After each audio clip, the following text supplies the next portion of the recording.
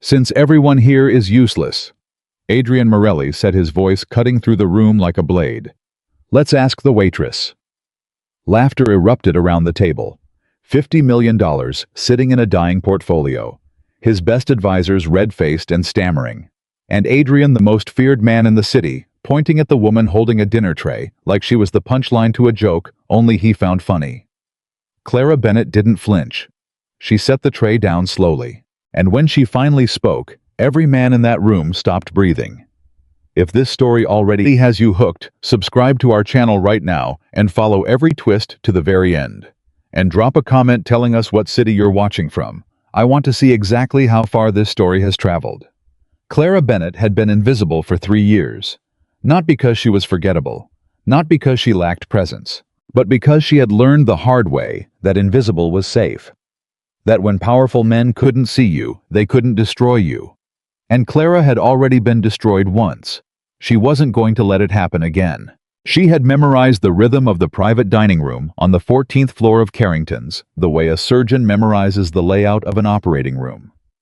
Every chair, every exit, every face that walked through that door with money in their pocket and contempt in their eyes. She knew which men tipped well and which ones looked right through her. She knew which conversations to pretend she couldn't hear.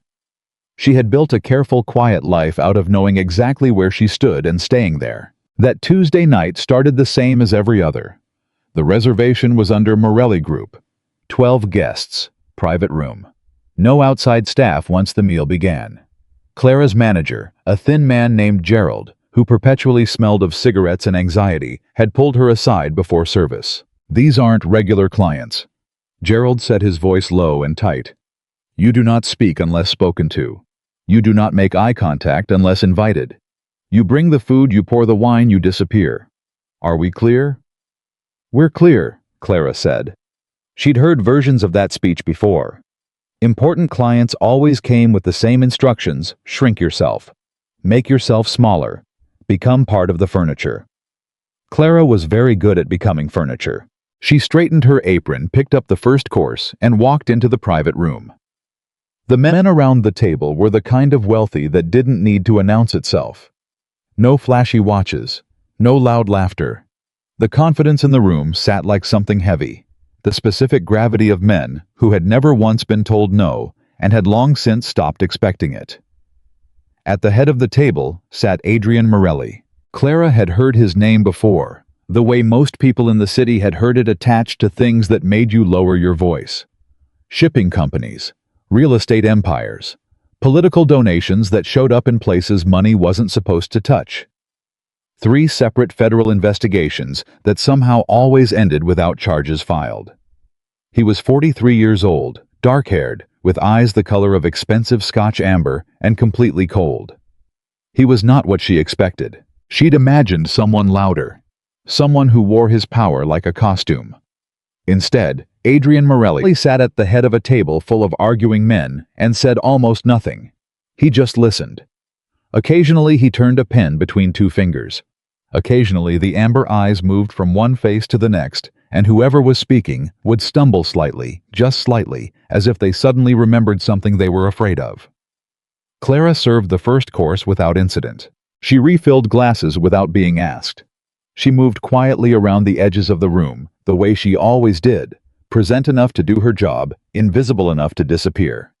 The argument at the table was about money. She caught pieces of it as she worked. A portfolio. $50 million. Investment that were bleeding. Something about market cycles and a real estate holding that had stopped producing returns 6 months ago. One of the advisors, a heavy-set man in a gray suit, kept insisting the answer was to wait. Another kept pushing for a liquidation strategy. A third was suggesting they bring in a consulting firm. Adrian said nothing. He just turned the pen between his fingers, and the arguments kept circling the same points, repeated in louder and louder voices, the way men argue when they're afraid of the person watching them. Clara cleared the appetizer plates. She came back with the main course. She was reaching across the table to set down a plate of braised short rib when Adrian spoke for the first time in 20 minutes. Since everyone here seems incapable of solving a straightforward financial problem, he said, his voice perfectly level, perfectly pleasant. Perhaps we should ask someone with a fresh perspective. The arguing stopped. The men looked at each other. And then Adrian turned his head and looked directly at Clara. That cold amber gaze landed on her like a weight. "You," he said. "The waitress." Clara kept her expression neutral. She finished setting down the plate. "If you had a failing investment portfolio worth $50 million, Adrian said, how would you save it?" The men around the table laughed. It was the particular kind of laughter that powerful people use as a weapon, not because something is funny, but because they want you to feel the distance between them and you. Clara recognized it. She'd been hearing that laughter in various forms for 3 years. She was supposed to stammer. She was supposed to apologize. She was supposed to say something like, "I wouldn't know, sir," and refill someone's glass and disappear back into the furniture. That was the script. Clara set the last plate down. She straightened up. And she looked at Adrian Morelli with an expression that was not embarrassment, not apology, and not fear. "First," she said quietly, "I would stop pretending the problem is the money." The laughter cut off. 12 men stared at her. Adrian Morelli went completely still. "What did you just say?" he asked. The room had a particular quality of silence that Clara recognized. It was the silence of people recalibrating, trying to figure out if what they'd just heard was real, or if they'd imagined it. She hadn't planned to speak. She'd planned exactly what Gerald told her: serve the food, pour the wine, disappear. But 3 years of silence had a pressure to it, and something about the contempt in that laughter, the specific casual cruelty of a man using a dinner table as a stage for someone else's humiliation, had pushed through something she'd spent a very long time building. She looked at the financial documents spread across one corner of the table. She'd been looking at them all evening without meaning to. Old habit. The numbers arranged themselves in her mind the way they always had naturally, like words in a language she'd spoken since childhood. She'd seen the problem within 60 seconds of walking into the room. "The problem isn't your investment," she said. "The problem is your strategy. You've been trying to save money that was already lost because the people advising you can't bring themselves to call a mistake a mistake." The heavy-set advisor in the gray suit, the one who'd been arguing loudest for waiting, turned a remarkable shade of red. "Excuse me," he said.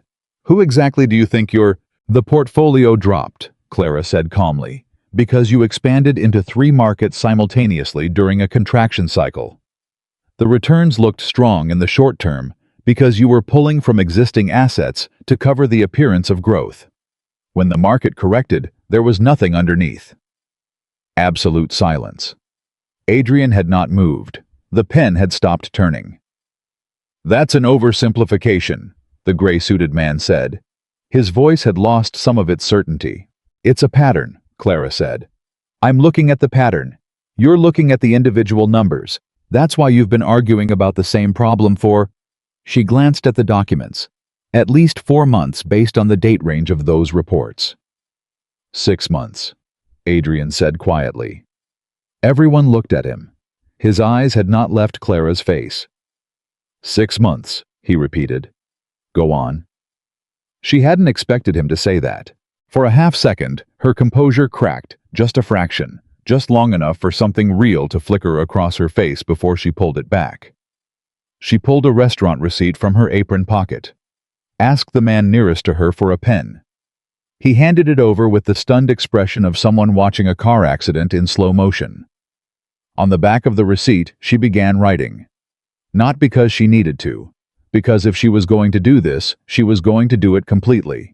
"Your real estate holding in the Northeast Corridor," she said. "It stopped producing returns because the anchor tenant left. You've been treating that as an isolated problem. It isn't.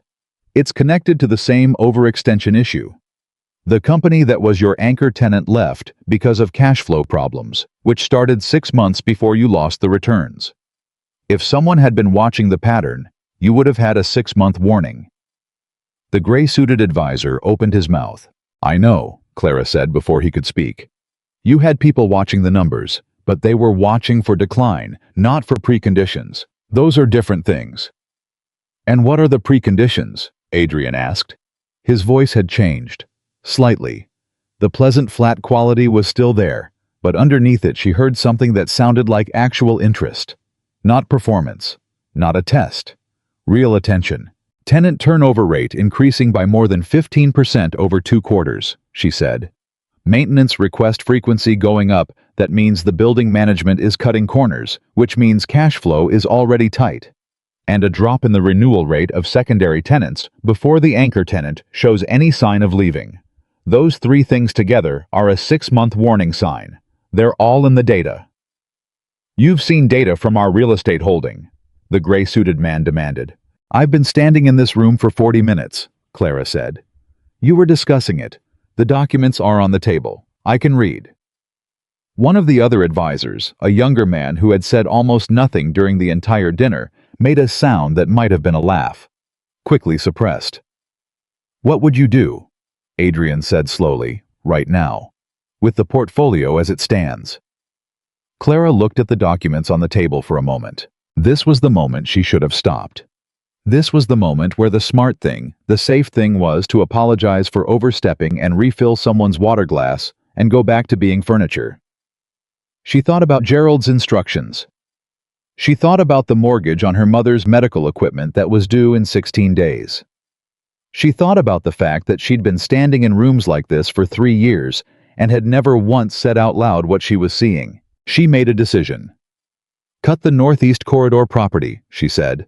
Don't wait for it to recover. It won't recover within the timeline you need because the surrounding market hasn't corrected yet. Take the loss now and stop the bleeding. That's a significant loss, the gray-suited man said. It's a smaller loss than the one you're headed toward, Clara said. The longer you hold, the more exposure you carry. The market for that district won't stabilize for at least another 14 months. I don't know your cash flow position, but if you're carrying debt service on that property, 14 months of continued losses plus interest will exceed the current loss by a significant margin. And the portfolio itself, Adrian pressed. Shift concentration. You're overweighted in industries that are contracting. You have some technology-adjacent holdings that you've been treating as secondary. They should be primary right now. They have growth indicators that your current primary holdings don't have. The reason your advisors haven't recommended that move is because it means admitting that the current strategy was wrong, and nobody in this room wants to tell you that. The silence this time was different from the first silence. Heavier. More complicated. The gray-suited man said nothing. The younger advisor, who had almost laughed, was looking at Clara with an expression she couldn't quite read, something between astonishment and recognition. Adrian Morelli was looking at her the way she imagined he looked at things he was deciding whether to acquire. Where, he said carefully, did you study finance? I studied at Hargrove University, Clara said. Economics and financial analysis. I graduated top of my class. She said it the way she said everything, calmly, without apology, without the particular performance of humility that people in her position were expected to put on for people in his position. And you're working here because... The gray-suited advisor started, and his voice had shifted again. The contempt was still there, but it had become something murkier. Uncertainty dressed up as aggression. Because life changed, Clara said. That's a longer answer than this situation requires. Adrian kept looking at her. She became aware in the particular way she'd learned to become aware of things that mattered, that every other person at the table had become secondary. That the conversation had narrowed down to just the two of them, and that she was being assessed in a way she hadn't been assessed in a very long time. The technology holdings you mentioned, Adrian said. Be specific. She was. She went through them one by one. 3 separate holdings she'd identified from fragments of conversation, and the portion of the documents she could see from where she was standing. She explained what she'd seen in the numbers. She explained the growth indicators. She explained the timeline. When she finished, Adrian Morelli put down his pen. He looked around the table at his advisor's men who had been arguing for 6 months and arrived at nothing, and then he looked back at Clara. Thank you, he said, quietly, without sarcasm. Then he turned to his advisors. We're done for tonight, he said. I'll review the portfolio adjustments with new input. He didn't look at the gray-suited man when he said it. He didn't need to. Clara finished clearing the table. She moved through this room gathering plates and glasses, her movements steady, her face composed. The advisors filed out. Most of them avoided her eyes. The gray-suited man left without a word. The younger advisor hesitated near the door for a moment, as if he wanted to say something, then seemed to think better of it, and followed the others. Adrian remained at the table. He was looking at something on his phone when Clara came to take the last of the glassware. "You said life changed," he said without looking up from his phone. Clara paused. "That's correct," she said. "What happened to your career?" "That's not something I discuss with clients, Mr. Morelli." He looked up then, those amber eyes direct and unreadable. "I'm not asking as a client," he said. "You are a client," Clara said. "And this is my workplace. I've already gone considerably further than my job description tonight. I hope the conversation was useful. Enjoy the rest of your evening." She picked up the tray. She walked to the door. "Clara Bennett," he said. She stopped. She hadn't given him her name. She turned around slowly. He was holding something, her name tag, which must have fallen from her apron earlier in the service. He set it on the table. "You should know," he said, "that I always find out what I want to find out." She looked at him for a moment. "That sounds like a warning," she said. "It's an observation," he said. She picked up her name tag. She left the room. She didn't think about it on the walk down to the kitchen. She didn't let herself. She concentrated on the weight of the tray and the sound of her shoes on the floor, and Gerald's voice somewhere ahead of her in the corridor, already asking questions about the main course timing. She put the tray down in the kitchen. She answered Gerald's questions. She finished her shift. It was only when she was standing at the bus stop 40 minutes later, in the November cold, waiting for the 11:40 Uptown, that she let herself feel the full weight of what had happened. Her hands were shaking slightly. Not from fear, from something she hadn't felt in 3 years, the specific feeling of being seen. She pressed her hands together to stop the shaking and looked down the street for the bus. She told herself it didn't matter. A rich man had been momentarily interested in something she'd said. It would mean nothing by morning. He would move on to the next thing. Men like Adrian Morelli always did. She was still telling herself this when the black car slid up to the curb. The window came down. It was the younger advisor, the one who had almost laughed. He was holding a small card. "Mr. Morelli asked me to give you this," he said. Clara took the card without speaking. It was plain white. A phone number. And underneath the number 4 words in clean print. "We should talk. Soon." She looked at the card for a long moment. The bus came. She got on it. She put the card in her pocket. She thought about her mother's medical equipment, and the mortgage 16 days away, and the Wall Street future she'd watched dissolve on a Tuesday afternoon 3 years ago when her father called her from the lobby of his office building with a voice she'd never heard from him before and said 4 words that changed everything. "It's all gone, Clara." She hadn't told the full truth in that private dining room. She'd said life changed.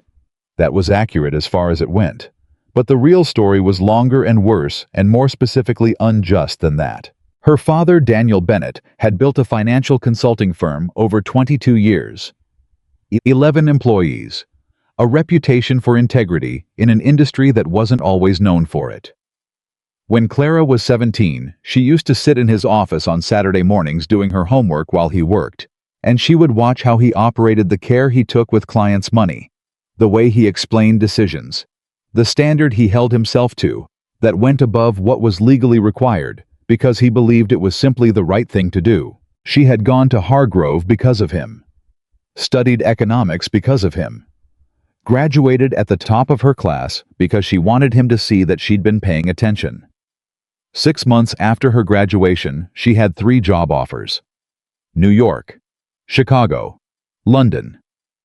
She'd chosen the New York firm, a boutique investment group that she believed had the same commitment to ethical practice her father modeled. She was supposed to start in September. She started her waitressing job in October. In August, a man named Victor Sloan had come to her father's firm as a client. Mid-sized real estate portfolio. Looking for financial management and growth strategy. Charming. Knowledgeable. He had recommendations from 2 other clients her father respected. What her father didn't know What nobody knew, because Victor Sloan was very good at what he did, was that the portfolio was built on falsified asset values, that the client recommendations had been manufactured, that Victor Sloan moved through legitimate financial firms the way a parasite moves through a host long enough to extract what he needed, clean enough to leave before the damage showed. When the falsification was discovered, it looked like Bennett Financial had created it. The investigation happened quickly and devastatingly. The firm's reputation evaporated. Clients withdrew. The regulatory inquiry moved in. Her father's lawyers told him the legal fight would cost more than the firm was worth. He settled. The firm closed. The family home went first, then the savings, then the retirement account her parents had built over 30 years. Her mother's health, already fragile from a heart condition, managed by medication that cost $1,700 a month, deteriorated sharply under the stress. Clara turned down all 3 job offers. She called New York first, then Chicago, then London, and in each conversation, she said the same thing: I need to defer. I have a family situation. She said it calmly.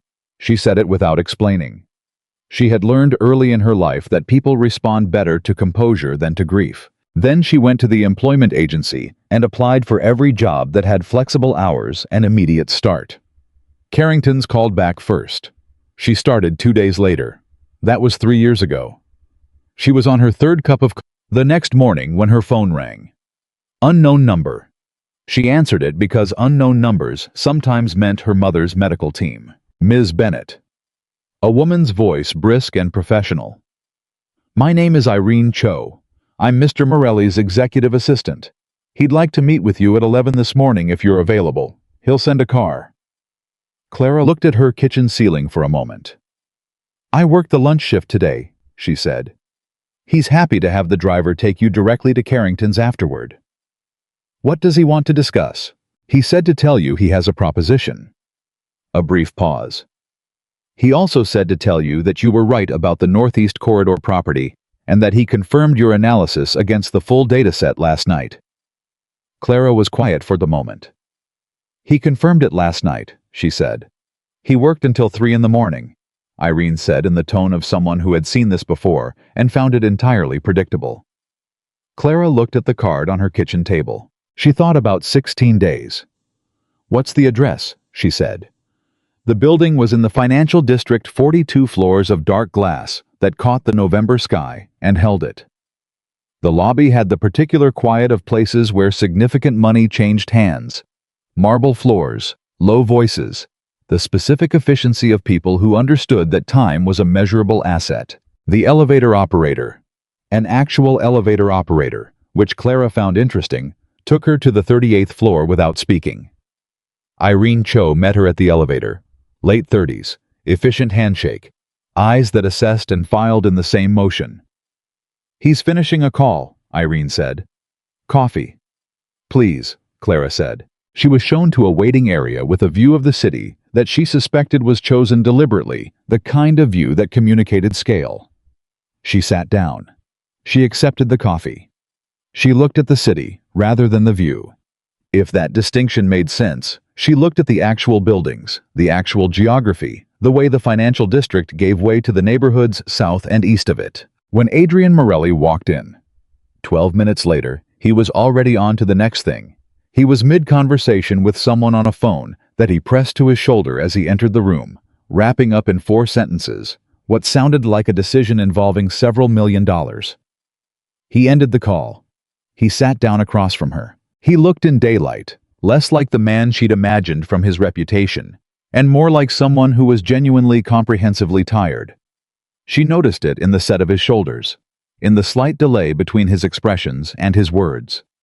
He had worked until 3 in the morning, verifying her analysis, and he looked like someone who hadn't recovered from it. She found this unexpectedly humanizing. She wasn't sure how she felt about that. You were right, he said. About all of it. I know, she said. Something moved through his expression, brief, unguarded. Almost amusement.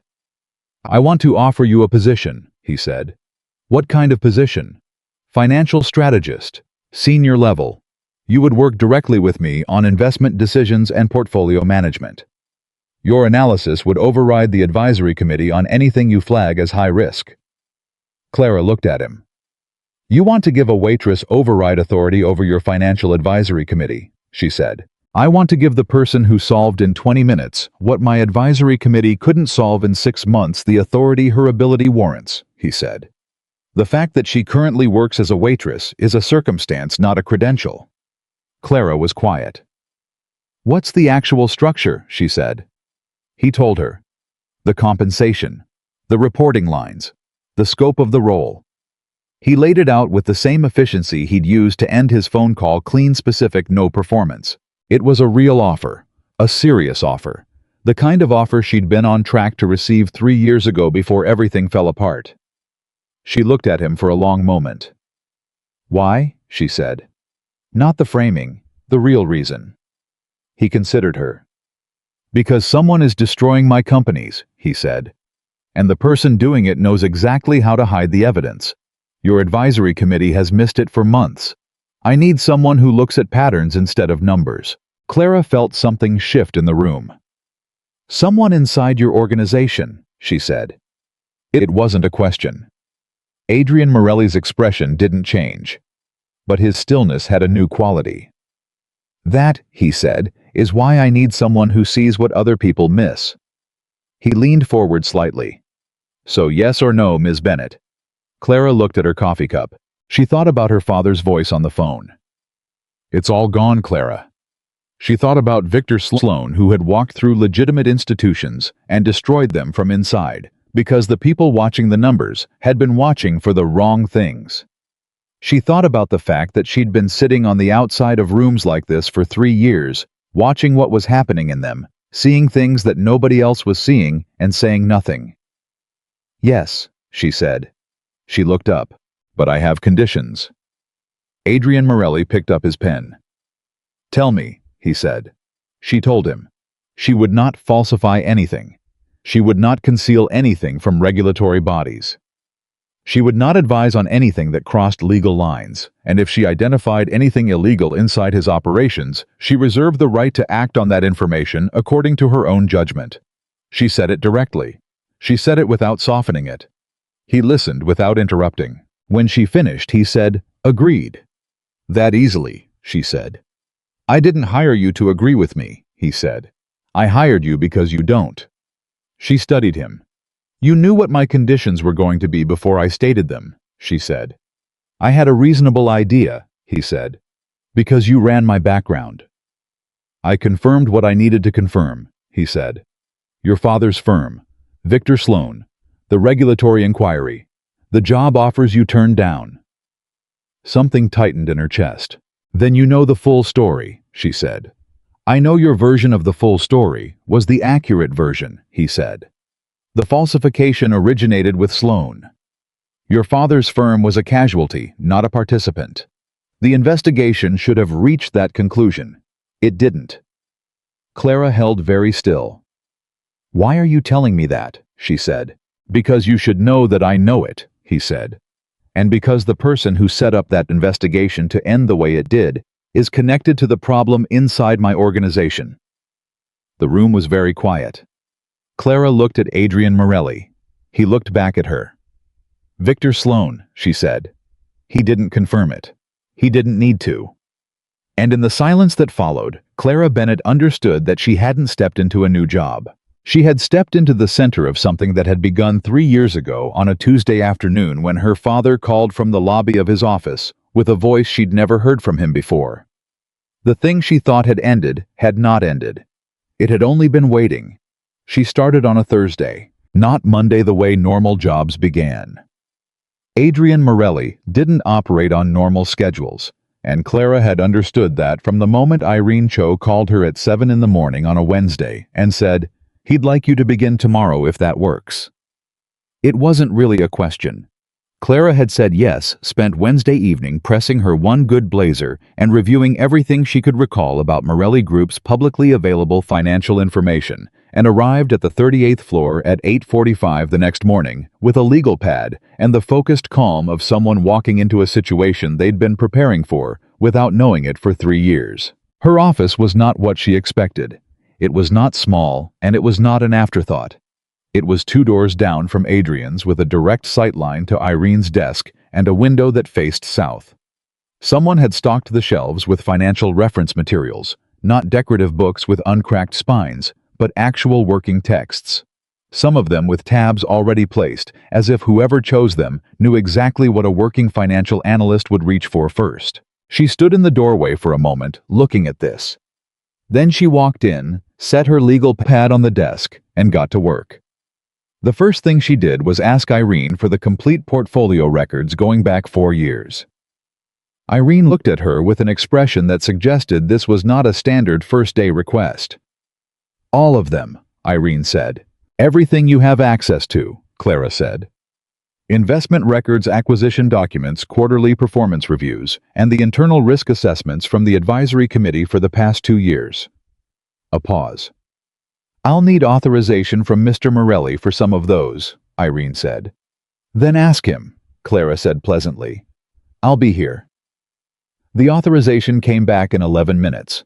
Clara suspected Adrian had been waiting for exactly this request.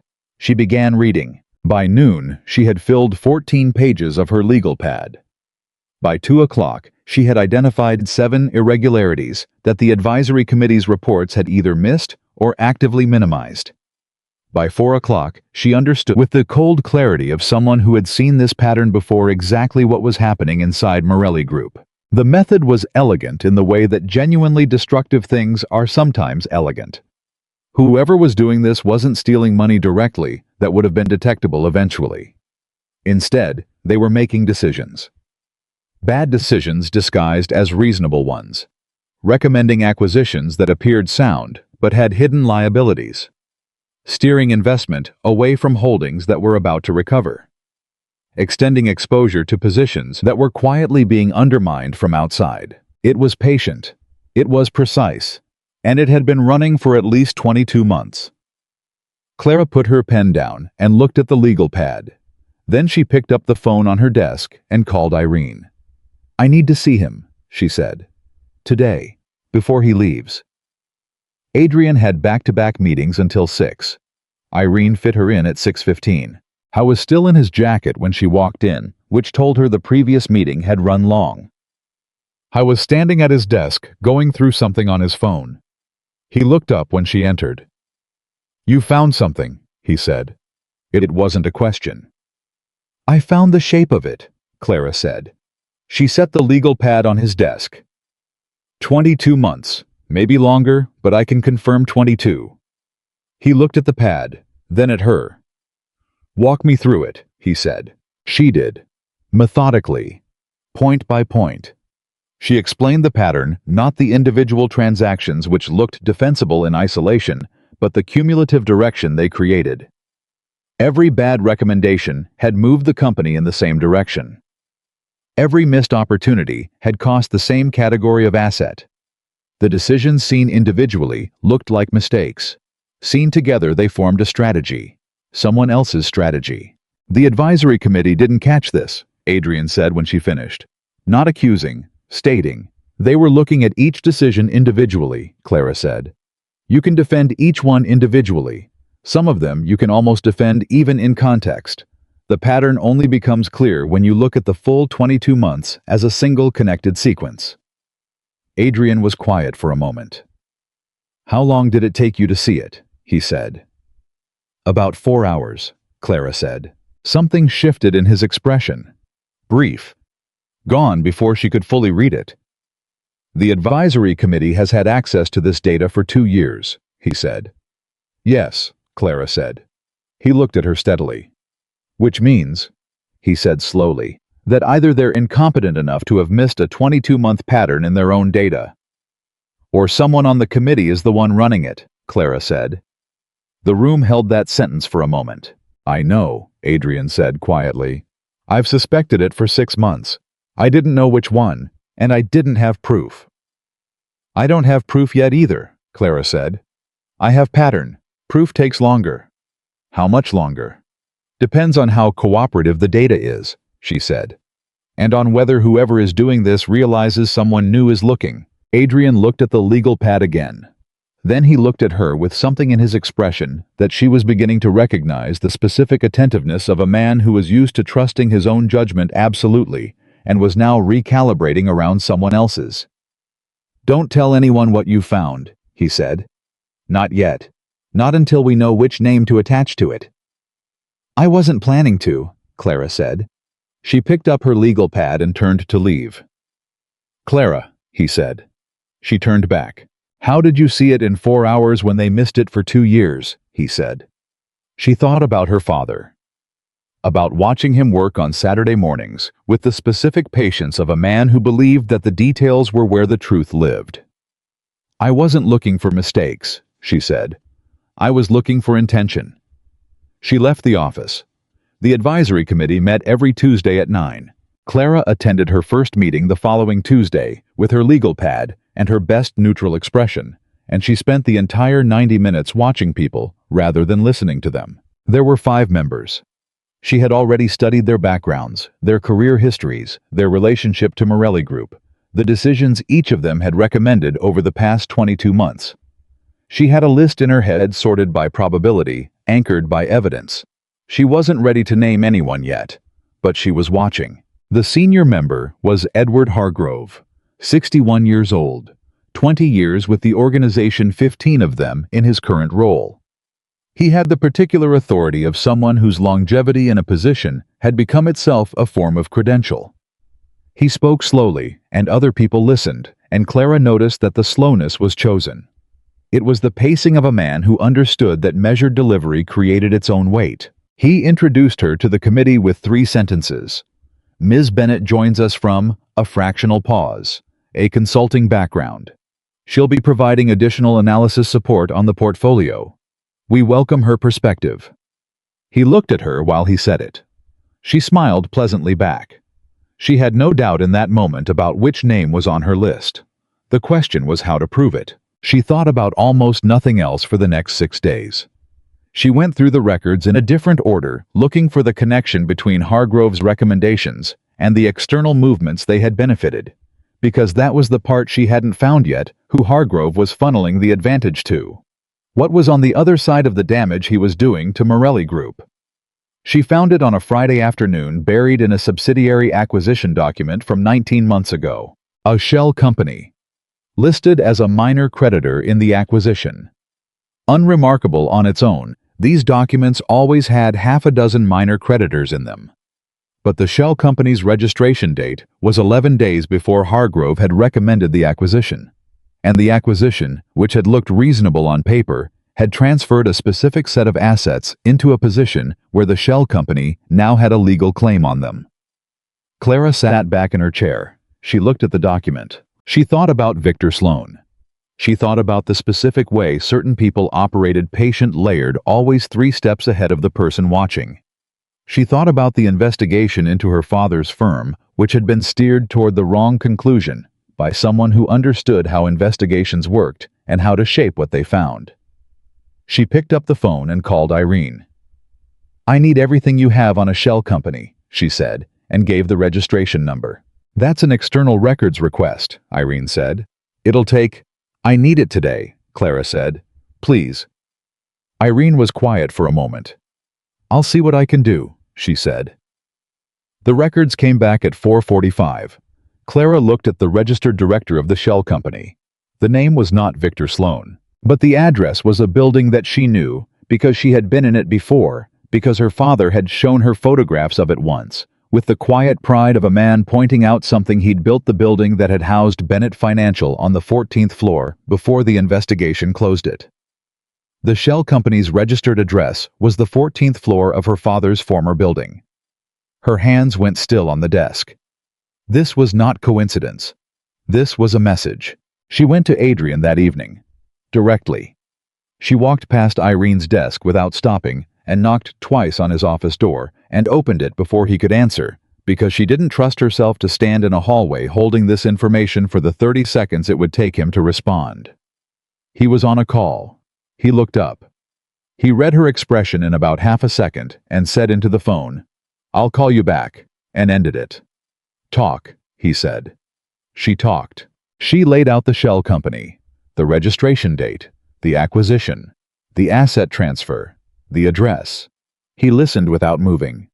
When she finished, he was quiet for a long moment. "You know what that address means," he said. It was not a question. He had her full background. He knew exactly what it meant.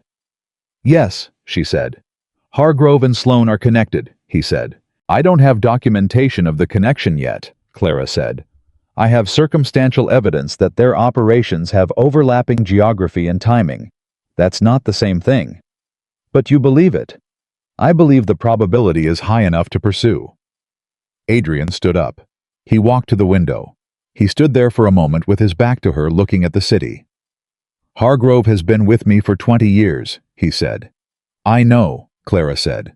"How was at my father's right hand before he was at mine." "I know that too," she said quietly. He turned around.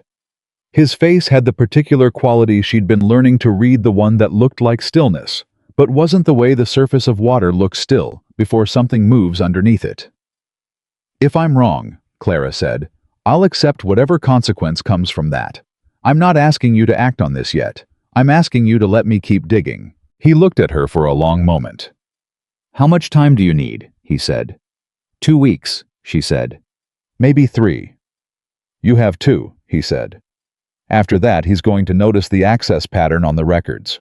Hargrove built some of those reporting systems himself. He'll know someone is looking." 2 weeks, Clara said. "I'll be ready." She worked through both weekends. She barely left the building. Irene started leaving sandwiches on her desk in the afternoons without being asked, which Clara took as evidence that she had been observed skipping lunch often enough to constitute a pattern. She rebuilt the timeline of every major decision the advisory committee had recommended in 22 months. She mapped each decision to its outcome. She traced the outcomes forward to the beneficiaries following asset flows through the layers of holding companies and subsidiaries that Morelli Group's structure contained. It was painstaking work. It was the kind of work that required holding dozens of interconnected facts in active memory, simultaneously tracking each thread without losing the others, seeing the whole picture while remaining precise about each individual piece. She had always been able to do this. Her professors at Hargrove had called it unusual. Her father had called it a gift. She had simply called it how her mind worked, the way people who are very fast runners think of running. Not as an extraordinary thing, but as the only way they know how to move. On the 9th day, she found the account. It was not in Morelli Group's records. It was in a cross-reference. She'd built herself a map of all the entities that had benefited from the 22 months of strategic damage. When she filtered for entities that appeared more than 3 times in a beneficiary position, 3 names came up. 2 of them were legitimate investment firms that had simply been on the right side of market movements that the Morelli Group had exited. The third was a trust account in a private bank in Delaware. The trust account had received transfers from 4 separate shell companies over 19 months. The 4 shell companies had all been involved in transactions that the advisory committee had recommended.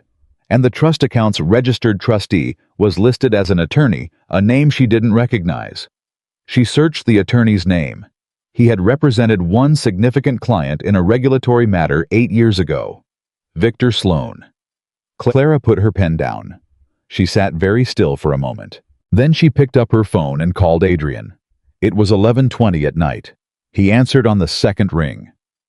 "I found the money," she said. He came to the office. She hadn't expected that. She'd expected him to tell her to document it and bring it to him in the morning. Instead, 40 minutes after her call, she heard the elevator and his footsteps in the corridor, and he walked into her office, still in his coat, which meant he'd come directly from somewhere else, and he stood on the other side of her desk and looked at what she'd built. She walked him through it. Every piece. Every connection. The shell companies, the trust account, the attorney, Victor Sloan. The way the 22 months of damage had been systematically channeling Morelli Group's assets, not by stealing them outright, but by positioning them so that when the right transactions happened, they flowed naturally toward the entities Sloan controlled. "Hargrove built the pipe," Clara said. "Sloan is collecting what comes through it." Adrian looked at the trust account documentation. "Why?" he said. "Hargrove has been well compensated for 20 years. He has no financial pressure I know of. I don't know the personal reason, Clara said. But I can make an educated guess about the structural one. Hargrove is 61. He's been a senior advisor his whole career. He's never run anything. Whatever Sloan offered him, it's probably not just money. It's probably ownership, equity, something that makes him a principal instead of an advisor. Adrian was quiet. You're saying Sloan promised him a piece of my company, he said. I'm saying Sloan is good at identifying what people want that they don't already have, Clara said. He identified it with my father. He identified it with whatever investigation he shaped 3 years ago. He looks for the person who is almost at the place they want to be, and he offers them the last step. Something moved through Adrian's face. A darkness she hadn't seen before, not the controlled coldness that was his usual register, but something older, something personal. He's done this before, Adrian said, not to her, to himself. He has a methodology, Clara said. It's refined. He's been running versions of this for at least a decade. How do you know that? Because of my father, she said. And for the first time since she'd walked into that private dining room 11 days ago, she let a small amount of what was actually underneath her composure show in her voice. Just enough to be real. Just enough to be honest. Adrian looked at her. The firm, he said. Your father's firm. Sloan did to it what he's trying to do to mine. Yes, Clara said. Except my father's firm was smaller. It didn't take 22 months. The room was very quiet. How long? Adrian said. 4 months, Clara said. From the day Sloan walked in as a client to the day the investigation concluded. My father had built that firm for 22 years. It took Sloan 4 months to end it. She said it without drama. She had spent 3 years finding the words for it that didn't break her when she said them. But even the careful words landed in the room with a specific weight. Adrian didn't offer condolences or sympathy, which she found she appreciated. Instead, he looked at her with something she was beginning to understand was his version of acknowledgement. That's why you saw it in 4 hours, he said. You'd seen it before. I'd seen what it looked like from the outside, Clara said. When it was already too late, I wasn't going to miss it again. Adrian was quiet for a moment. Then he looked back at the documents. What do you need to complete the proof? He said. The link between Hargrove and the trust account, she said. Right now, I can show the trust account benefits from decisions Hargrove influenced. I can't show money moving directly from Hargrove to the account or from the account to Hargrove. That's the gap. If we can't close that gap, we can close it, she said. But not through the internal records. We need to look at Hargrove's personal financials. Adrian looked at her. That requires means I don't entirely advertise, he said carefully. I know what kind of organization this is, Clara said. I'm not naive about it. But whatever method you use to obtain that information, I need it to be clean enough that it can be presented. I don't want this to go away quietly. I want it documented. I want it provable. I want Victor Sloan to face a consequence he can't talk his way out of. Adrian studied her. This isn't just about my company for you, he said. No, she said simply. It isn't. He held her gaze for a long moment. Something was working through his expression that she couldn't entirely read respect, she thought, and something adjacent to it. The recognition of a motive that was personal and real and hadn't been dressed up to look like anything else. I'll get what you need, he said. Clean, she said. Clean, he said. The information arrived on the 13th day, not through channels she asked about. She found a folder on her desk when she arrived at 7:45 in the morning, and inside it was documentation of 3 financial accounts held under a name that was not Edward Hargrove's, but was traceable to him through a series of transfers that had begun 23 months ago. The accounts had received deposits, regular ones, from a holding company that connected through 2 layers to the Delaware Trust. Clara read through it twice. Then she sat back and thought about Hargrove, the slow measured voice, the 20 years of loyalty that had turned somewhere and become something else. She thought about the specific human capacity for believing that what you're taking isn't theft if you've decided you were owed it. She thought about her father, who had never once in 22 years taken something he wasn't owed, and who had lost everything anyway. She picked up her pen. She began building the presentation. It took 2 days to assemble clean-sourced every claim connected to its evidence. She checked it 3 times. She built it the way her father had taught her to build anything that mattered carefully, completely, with no gaps that someone else could drive a different conclusion through. On the 15th day, she walked into Adrian's office. He was at his desk. He looked up. She set the folder in front of him. "It's complete," she said. "Every piece. Hargrove Sloan, the accounts, the timeline, the methodology. It's all there." He opened the folder. He read it. He read it for a long time. She stood and waited, the way she'd learned to wait, quiet, patient, fully present. When he closed the folder, his expression was the one she'd been watching develop since the first night in the private dining room. The one that wasn't coldness or calculation. The one that was something harder to name. "Tuesday meeting," he said. "He'll be there." "I know," she said. "You'll present this in the meeting, if that's how you want to handle it," she said. "I want him to have nowhere to go," Adrian said quietly. "I want it to happen in front of every person in that room." Clara looked at him. She heard the anger in it, controlled as everything about him was controlled, but real. "I understand," she said. "Are you ready for what happens when he pushes back?" Adrian said. "He'll attack your credibility, your background, the fact that you spent 3 years serving dinner. He'll use every piece of it."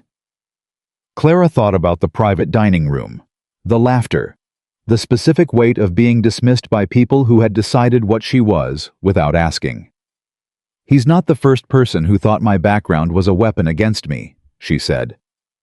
Adrian looked at her for a long moment. "No," he said, "he's not." And in his voice, for just a moment, something personal moved through the controlled surface, the recognition she thought of someone who had also spent a long time proving that he was more than what people had decided he was before they knew him. She picked up her folder. She went back to her office. Tuesday was 4 days away. She spent every one of them preparing. Because she didn't just need to expose Edward Hargrove. She needed to do it in a way that left no question, no gap, no room for doubt. She needed it to be undeniable. And she was very, very good at undeniable. Tuesday arrived the way important days always do, ordinary on the surface, charged underneath. Clara was at her desk by 7.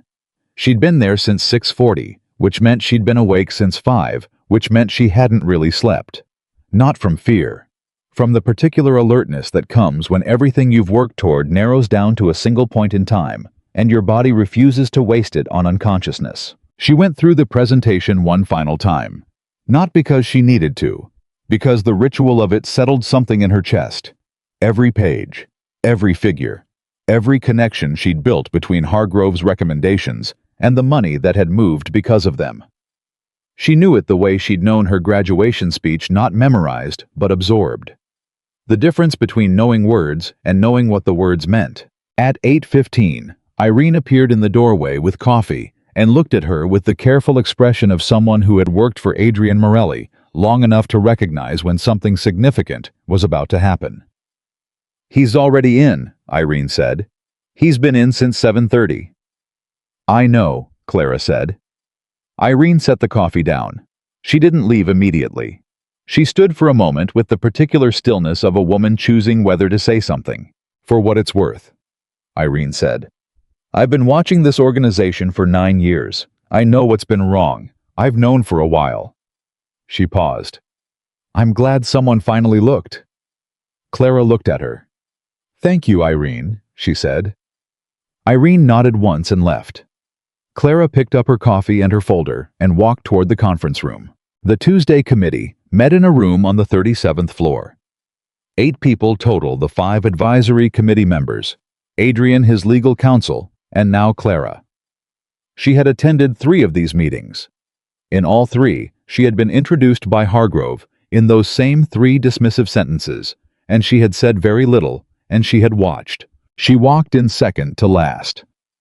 Hargrove was already seated at the left side of the table. He looked at her when she entered with the same bland professional courtesy. He always deployed the expression of a man who had decided she was temporary and was waiting patiently for that to become apparent to everyone else. She sat across from him. She set her folder on the table. She did not open it yet. Adrian entered last. He sat at the head of the table. He looked at no one in particular for the first few seconds, which was how he always began a deliberate pause that reminded everyone in the room that the meeting started when he decided it started. Before the regular agenda, Adrian said, Clara has something to present. Hargrove looked up. His expression shifted barely just at the edges, but Clara was watching for it. Of course, he said. His voice was perfectly steady. We're happy to hear from Ms. Bennett. The "we" was precise, subtle, a small consolidation of the room against a single outsider. Clara had expected it. She had prepared for it the way a surgeon prepares for expected complications, not with alarm, but with a specific practiced response. She opened the folder. Thank you, she said. This will take about 20 minutes. She began. She started with the pattern, not with accusations, not with names.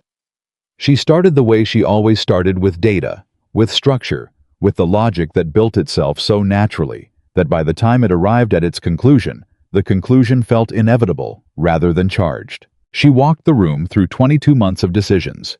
She showed the recommendations. She showed the outcomes. She showed the cumulative directional effect, the way each individual decision, defensible on its own, had combined with the others to move Morelli Group's assets in a single consistent direction. What we're looking at, she said, is not a series of mistakes. Mistakes are random. They distribute across possibilities. What we're looking at has a consistent directional bias. Over 22 months, every significant recommendation from this committee has disadvantaged the same category of asset and benefited the same category of external position. One of the other committee members, a quiet man named Reynolds, who had barely spoken in any of the 3 meetings Clara had attended, leaned forward slightly. What external position? Reynolds said. I'll get there, Clara said. She turned the page. She showed the shell companies. She laid them out one by one, not as accusations, but as facts.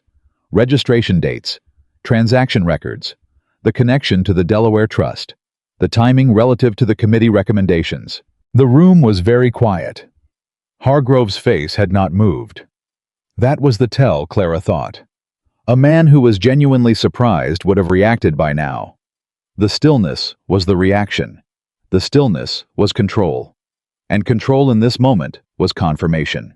The trust account, Clara continued, received deposits from 4 shell companies over 19 months. Those shell companies appear in transactions recommended or approved by this committee. The trust account's registered attorney has represented one other significant client in a legal matter. She paused. Victor Sloan. She heard 2 people shift in their chairs. She kept going. The connection between Mr. Sloan and the beneficiary structure of these transactions is not coincidental. The methodology layered entities, legitimate appearing transactions with embedded asset transfers. A timeline measured in months rather than days is consistent with documented patterns in Mr. Sloan's prior operations. Hargrove spoke. Ms. Bennett. His voice was the same as always, measured, weighted, carrying the authority of 20 years. These are significant allegations. I'd like to understand your source materials. Of course, Clara said. She reached into the folder and produced a clean copy of the documentation. Everything is sourced. Page numbers are at the bottom of each item. The internal records come from Morelli Group's own files. The external documentation was obtained through separate channels.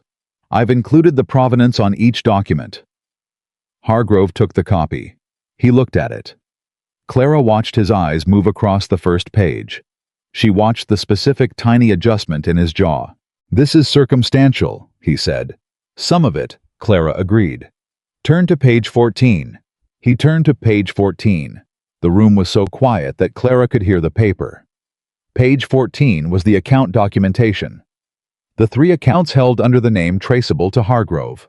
The deposits. The source. Hargrove went very still. Where did you obtain this? He said. His voice was still controlled. But there was something underneath it now, the first tremor in a structure that had been solid for 23 months. Page 14's provenance is noted at the bottom, Clara said. As I said, everything is sourced. He looked at the bottom of the page. He didn't speak. Mr. Hargrove, Adrian said, quietly. The way he said everything. But the room heard the weight in it. Hargrove put the document down. He looked across the table at Clara. And then he did the thing she had been waiting for, the thing she had known was coming, because she'd understood from the beginning that this was his only remaining move. He attacked. I want to be direct, Hargrove said, and his voice had shifted. The measured cadence was still there, but the content had changed. Something harder underneath it now. This committee has operated with integrity for 20 years. The suggestion that its recommendations have been compromised is a serious claim. And I think we need to examine seriously where that claim is coming from. He looked at Clara. Not with contempt, he was too controlled for open contempt. With something that looked like concern. Performed concern. Ms. Bennett joined this organization 2 weeks ago, he said. Before that she was... He glanced around the table, as if to share the reasonableness of what he was about to say, working in food service. I don't say that to be unkind. But the complexity of what she's alleging and the interpretation she's placing on these documents requires a level of institutional knowledge that requires looking at the pattern across 22 months rather than examining each decision individually, Clara said. Which is apparently something that went undone for the 22 months in question. A beat. That's not an answer to my concern, Hargrove said. Then let me give you a direct answer, Clara said. You're suggesting my analysis is unreliable because of where I worked before this position. I understand the strategy. It's the right move from where you're sitting. If you can make the room doubt the analyst, they don't have to engage with the analysis. She looked around the table. So let's do this a different way. Forget who I am. Forget my background. Look at the documents on page 14 and tell me in this room right now whether those accounts exist and whether the deposits are real. Reynolds was still leaning forward. He'd been reading the document while Hargrove was speaking. He looked up. The account numbers are real, Reynolds said. I can verify the format. These are genuine private banking records. He looked at Hargrove. Edward, I need you to tell this room that these accounts are not connected to you. Silence. It lasted about 4 seconds. 4 seconds doesn't sound long. In a room full of people waiting for a specific answer, it is a very long time. I'm not going to dignify, Hargrove started. Yes or no, Reynolds said. His voice had hardened. Are these accounts connected to you? Hargrove looked at Reynolds. Then he looked at Adrian. Something shifted in his face. The controlled surface was cracking now, not dramatically. Not the way it happened in films, but in the small specific ways that real people crack under real pressure. A tightening around the eyes. A slight elevation in the steadiness of his voice that paradoxically made it sound less steady. I've given 20 years to this organization, he said. 20 years of service, of loyalty, of building something that... Edward. Adrian's voice was quiet. Final. A door closing. Hargrove stopped. He looked at Adrian, and Clara saw it, the thing that had been underneath all of it. The thing that had turned 20 years of loyalty into 23 months of systematic betrayal. It was in his face for just a moment before he controlled it again. Not greed, not malice. Something more complicated and more human than either of those. It was the grief of a man who believed he had given his life to something that had never fully seen him. She understood it even as she refused to forgive it, because she knew what it felt like to be unseen. She knew what that weight did over years. She also knew that the way you carried that weight was a choice, and Hargrove had made his. This meeting is over, Adrian said. Edward, my legal team will be in contact with you this afternoon. You'll want your own counsel present. Hargrove stood up. He looked at Clara one more time. You have no idea, he said quietly, what you've walked into. I have a reasonable idea, Clara said. Sit down, Mr. Hargrove. He blinked. Excuse me. Sit down, she said again, because I'm not done. The room held its breath. Adrian looked at her. Something moved in his expression, not surprise exactly, more like anticipation, as if he'd been wondering when this moment would come. Hargrove sat down, slowly. The way a man sits when his body is responding to something his mind hasn't fully accepted. What you've all been looking at, Clara said, and she turned back to the full room because this next part wasn't about Hargrove alone. Is the end of a 23-month operation. But the operation didn't start with Hargrove. It started with Victor Sloan. And Sloan didn't choose this organization at random. She pulled another document from the folder. Victor Sloan has run versions of this operation in at least 4 organizations over the past decade. He identifies organizations with strong internal loyalty cultures, places where long tenure creates blind spots. He finds the person who has the most to gain and the most legitimate grievance. He offers them something they've wanted for years.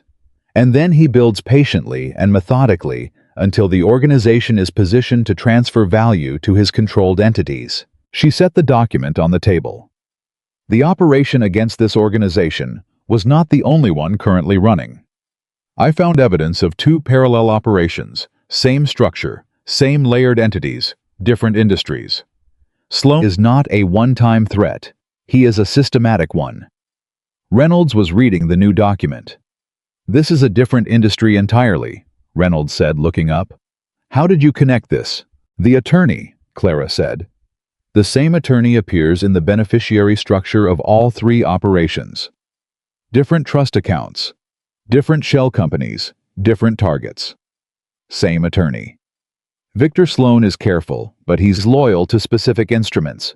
The attorney is one of them. The room absorbed this. Hargrove said nothing. His silence had a different quality now. Not controlled, exhausted. Mr. Hargrove, Clara said, and she made her voice as level as she could because what she was about to say required precision, not anger. You were offered ownership, equity, something that would make you a principal instead of an advisor. After 20 years of building someone else's position, that's what Sloan offered you. Hargrove looked at her. She held his gaze. He made the same offer to my father, she said, except my father didn't take it, and Sloan destroyed him anyway. Because that's what Sloan does, whether you cooperate or not. The result is the same. The only thing that changes is whether you have to carry what you did. Something in Hargrove's face broke. Quietly. The way things break when they've been under pressure for a very long time. Not a crack, but a settling. Like a building that had been holding a weight it wasn't designed for finally releasing it. He looked at his hands. He said nothing. But Clara had worked with numbers long enough to recognize when a calculation was complete. Hargrove wasn't going to fight anymore. Whatever he'd told himself about his reasons about his 20 years, about the legitimate grievances that had made Sloan's offer feel like justice. It had collapsed in the space of the last 20 minutes, and what was left was a man sitting in a room that had just become much smaller. Reynolds looked at Adrian. What do we do about Sloan? He said. That's the second part of why I'm here, Clara said. She had spent the last 4 of her preparation days building the second half of the presentation. The part that went beyond Morelli Group. The part that connected the 3 parallel operations and constructed a complete picture of Sloan's methodology. Documented, sourced, specific enough to be actionable. She walked the room through it. The parallel operations. The shared instruments. The timeline across all 3 showing that Sloan ran multiple operations, simultaneously layering them so that if any single one was discovered, the others continued. The estimated total value extraction from the 3 operations combined was significant enough that 2 of the committee members visibly reacted when she named the figure. This is a federal matter, the legal counsel said. His name was Park, and he had been so quiet through the entire presentation that Clara had almost forgotten he was there. If this documentation is clean. It's clean, Clara said. If it's clean, Park continued, this goes to the Financial Crimes Division. This isn't a civil recovery situation. This is criminal. I know, Clara said. That's why everything is sourced the way it is. I built it for a prosecutor, not a civil filing. Park looked at her, then at Adrian. Where did you find her? Park said. She found us, Adrian said. The meeting ended 90 minutes after it began. Hargrove was escorted from the building by 2 members of Adrian's security team, quietly, professionally, without drama. Clara watched it from the corridor. She had stepped out when the legal conversations began, because the legal conversations weren't hers to participate in. She had done her part. She stood in the corridor and let herself feel for just a moment the full weight of what had just happened in that room. Not triumph. She'd expected triumph and had found something more complicated: the specific exhaustion of work that cost something real and the specific relief of a debt finally beginning to be paid. Not her debt. Her father's. She heard footsteps behind her. Adrian. He stood beside her in the corridor. Not close, just beside. "You said he made the same offer to your father," Adrian said. "Yes. And your father refused." "He didn't even understand the offer at first," Clara said. "He thought Sloan was just a client. He didn't see it until it was already done." She paused. "My father doesn't think the way Sloan thinks. He doesn't look at people and calculate what they can be used for. It's why he was a good businessman. It's also why Sloan was able to destroy him." Adrian was quiet for a moment. "I look at people that way," he said. It was direct in a way she hadn't expected. No softening, no performance of self-awareness. Just a fact stated. "I know," she said. "It's why I hired you." "I know that too," she said. "And yet here we are." She looked at him. "Here we are," she said. There was something in the air between them that hadn't been there before, or rather, something that had been building across 15 days of shared work and accumulated trust, and the specific intimacy of having fought something together. It wasn't simple. Nothing about either of them was simple. But it was real, and they both knew it, and neither of them said anything about it, because this was not the moment. "Sloan will know," Adrian said. "Once Hargrove is out of the building, Sloan will know within hours. He'll move." "I know," Clara said. "I've been thinking about that." "And?" She turned to face him. "The parallel operations," she said. "The other two targets. They don't know yet. They haven't been looking. But if we can get this documentation to them, to their equivalents of me, whoever is actually watching their numbers before Sloan has time to extract and dissolve the shell companies." "We can catch him mid-operation," Adrian said. "We can catch him with assets still in the entities," Clara said. "Shell companies are easy to dissolve. Trust accounts are harder if the money is still in them, and someone has already filed a legal notice against them."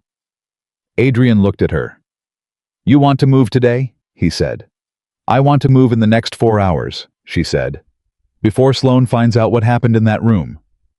A pause. "Park," Adrian called. Park appeared from the doorway of the conference room. "Get me the two organizations on pages 22 through 27 of Clara's report," Adrian said. "Their legal and financial leadership. I need them on a call in 90 minutes. Park looked at the pages. He looked at Clara. He looked at Adrian. "On it," he said and moved.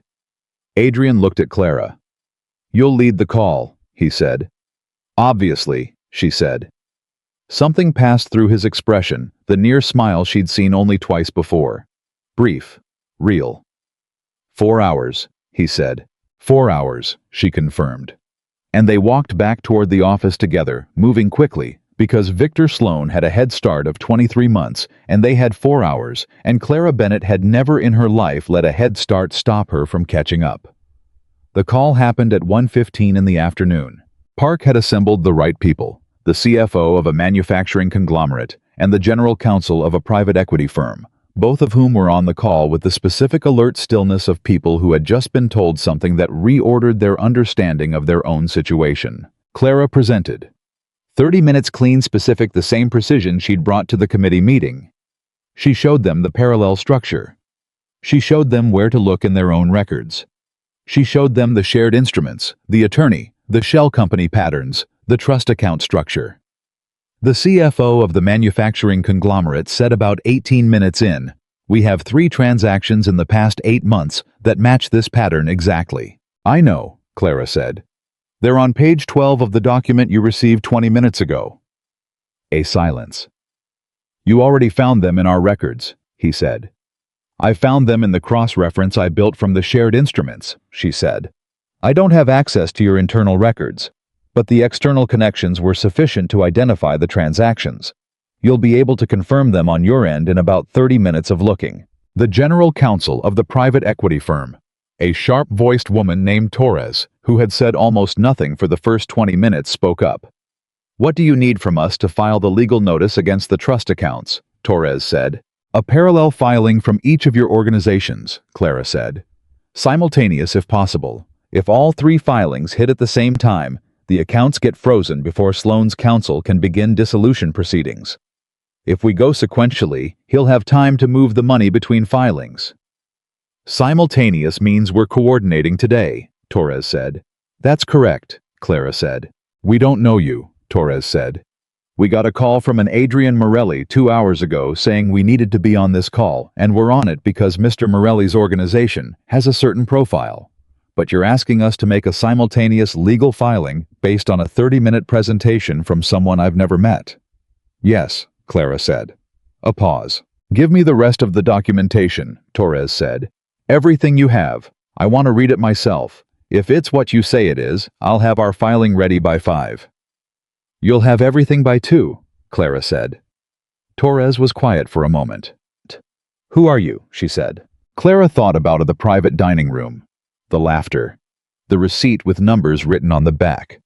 The bus stop in November, and the card with 4 words on it. 15 days and 4 hours and 22 months of someone else's patience running up against her own. I'm the person who found it, Clara said simply. The filings went in at 4:47, all 3 within 9 minutes of each other, close enough to simultaneous, that by the time Sloane's attorney received notification of the first filing and called his client, the second and third had already landed.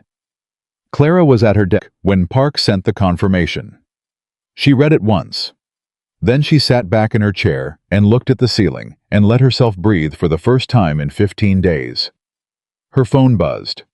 Her personal phone, not the office line. A number she didn't recognize. She answered it. Ms. Bennett. A voice she had never heard before. Smooth, precise. Not angry. Something colder than angry. The voice of a man recalibrating. We haven't spoken directly. I believe you know who this is. She knew who it was. I do, she said. Her voice was steady. She was proud of that. You've created a significant problem, Victor Sloane said. I've documented a significant crime, Clara said. I understand those feel like the same thing from where you're standing. A pause. Your father, Sloane said, was a man who didn't understand how the world actually operates. I thought perhaps you were different. I am different, Clara said. I understand exactly how you operate. That's why you're having this conversation from a position where your accounts are frozen and 3 federal filings are pending. A silence, longer than the others. This isn't over, Sloane said.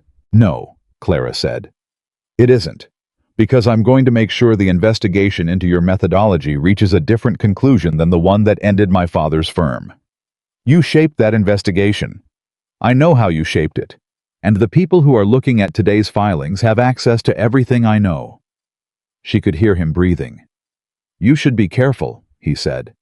The people around you, Morelli's organization, they aren't what you think they are. I know exactly what they are, Clara said.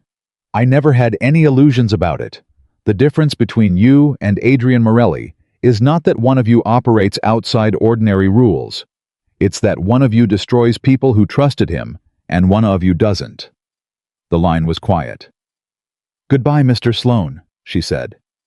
She ended the call.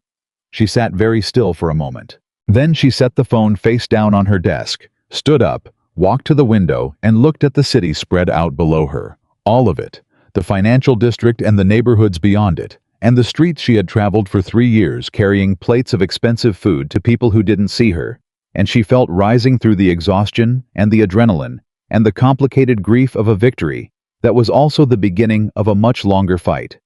Something she hadn't felt in a very long time. Not safety, not triumph, purpose. Her phone buzzed again, the office line this time. Irene's voice. He'd like to see you, Irene said, when you're ready. Clara looked at the city for another moment. Tell him I'm on my way, she said. She walked into Adrian's office at 5:12 in the afternoon and found him standing at the window where she usually stood when she needed to think. She noticed that the mirroring of it. Neither of them said anything about it. He turned when he heard her. Sloane called you, he said. Sloane called you, he said. It wasn't a question. She understood that he had people watching certain things, and that a call from an unknown number to her personal phone, within an hour of the filings going through, would be exactly the kind of thing those people would flag. "Yes," she said. "What did he say?" "That this wasn't over. That I should be careful about the people around me." She paused. "He was trying to separate us. Make me doubt your organization." It was the only move he had left in that moment. Adrian looked at her steadily. "Did it work?" he said. "No," she said. "I told you from the beginning, I know what this organization is. I came in with my eyes open. What I didn't expect was—" She stopped. "What?" he said. She looked at him. "To find that the person running it had more integrity than half the people I've met in rooms that called themselves legitimate," she said. Something moved through his expression. He didn't deflect it or minimize it. He just held it for a moment, which she'd learned was how he received things that mattered not with performance, but with attention. "The filings are solid," he said. "Park has been on with federal counsel for the last hour. They're treating it as a priority." "Good," she said. "Sloan is going to move fast. He'll try to create distance between himself and the documented connections before anyone can pull him in for questioning." "He can create distance from the instruments," Clara said. "He can't create distance from 23 months of documented benefit. The money moved. It moved through identifiable channels to identifiable accounts. That doesn't disappear because he dissolves a few shell companies." "He'll say Hargrove acted independently." "He'll try," Clara said. "Hargrove knows things that make that story complicated to maintain. And Hargrove, now that he's sitting in a room with lawyers, has a significant incentive to make Sloan's position as complicated as possible." Adrian nodded slowly. "You thought of that before the meeting this morning," he said. "I thought of it when I was building the presentation," she said. "Hargrove's value to a prosecution isn't what he did. It's what he knows. If he cooperates, the case against Sloan becomes substantially stronger. Hargrove is rational. He'll understand that." Adrian studied her. "You built this so that Hargrove's best option was to cooperate," he said. "Not because it helped him, because it completed the case against Sloan." "Both things can be true at once," Clara said. "A beat. That's cold," Adrian said. And there was something in his voice that wasn't criticism. It was recognition. One specific kind of mind, acknowledging another. "What Sloan did to my father was cold," Clara said. "I just used the same logic in a different direction." They were still talking at 7:30 when Irene knocked and said she was leaving, and at 8 when the building began to empty out around them, and somewhere in the middle of a conversation that had moved from Sloan's likely legal strategy to the restructuring of the advisory committee to the 3 other organizations they'd connected with. That afternoon, they had both sat down Adrian on the couch that occupied one end of his office, Clara in the chair across from it, and the conversation had shifted without either of them marking the shift the way rivers change direction gradually, without announcement. "Tell me about your father," Adrian said. "Not the firm, him." Clara looked at him for a moment. "Why?" she said. "Because you mention him in the same way I mention certain things," he said. Present tense inside past tense, like he's still there. She was quiet for a moment. "He's alive," she said. "He's in New Jersey. He consults occasionally when someone needs him, but mostly he gardens. He has about half an acre, and he spends most of his days in it." She paused. "He's happy, which I think took more strength than anything else in his life." "You paid for his recovery," Adrian said. Not asked. He had her background. He knew. "I paid for my mother's medical care," Clara said. "My father's recovery didn't cost money, it cost time. He had to decide after the firm closed who he was without the firm. That's harder than debt." "Yes," Adrian said, and the single word carried enough weight that she understood he was speaking from specific experience, not generality. She looked at him. "Your father," she said. I was quiet for a moment. Across his face moved the expression she recognized, the door that was usually closed opening slightly. "He built this," Adrian said. "Everything. The organization, the legitimate companies, the relationships. He spent 30 years building it, and then he died in a hospital room arguing with a doctor about whether he was well enough to attend a business meeting. A pause. He was not well enough. He went anyway. He died 2 days later. The meeting apparently went well. Clara looked at him. "So you inherited it," she said. "I inherited it at 28, he said. And everyone was watching to see whether I was actually him or whether I was someone they could manage." His voice was level. No self-pity, just fact. "I spent a long time making sure they understood I was not someone they could manage. By becoming something they couldn't afford to misunderstand," Clara said. "Yes. And now?" He looked at her. "And now I'm sitting in my office at 8 in the evening, talking to the woman who identified a 23-month internal betrayal in 4 hours and exposed it in 90 minutes, and somehow also found time to call Victor Sloan's bluff before the end of the business day," he said. "And I'm trying to decide what that means." Clara held his gaze. What means?" she said. "What you mean," he said. "To this organization. To—" he stopped. Briefly. The briefest hesitation she'd ever heard from him. "To me." The room held that sentence. Clara felt the weight of it. Not the romantic weight, though she wasn't naive about what was under this conversation, and had not been naive about it for at least a week. The weight of it was more specific than that. It was the weight of a man who was very careful about what he said, choosing deliberately to say something real. "I think," she said carefully. "That's a question that requires more than 15 days of context." "I know," he said. "I'm not going anywhere," she said. "I know that too," he said. She stood up.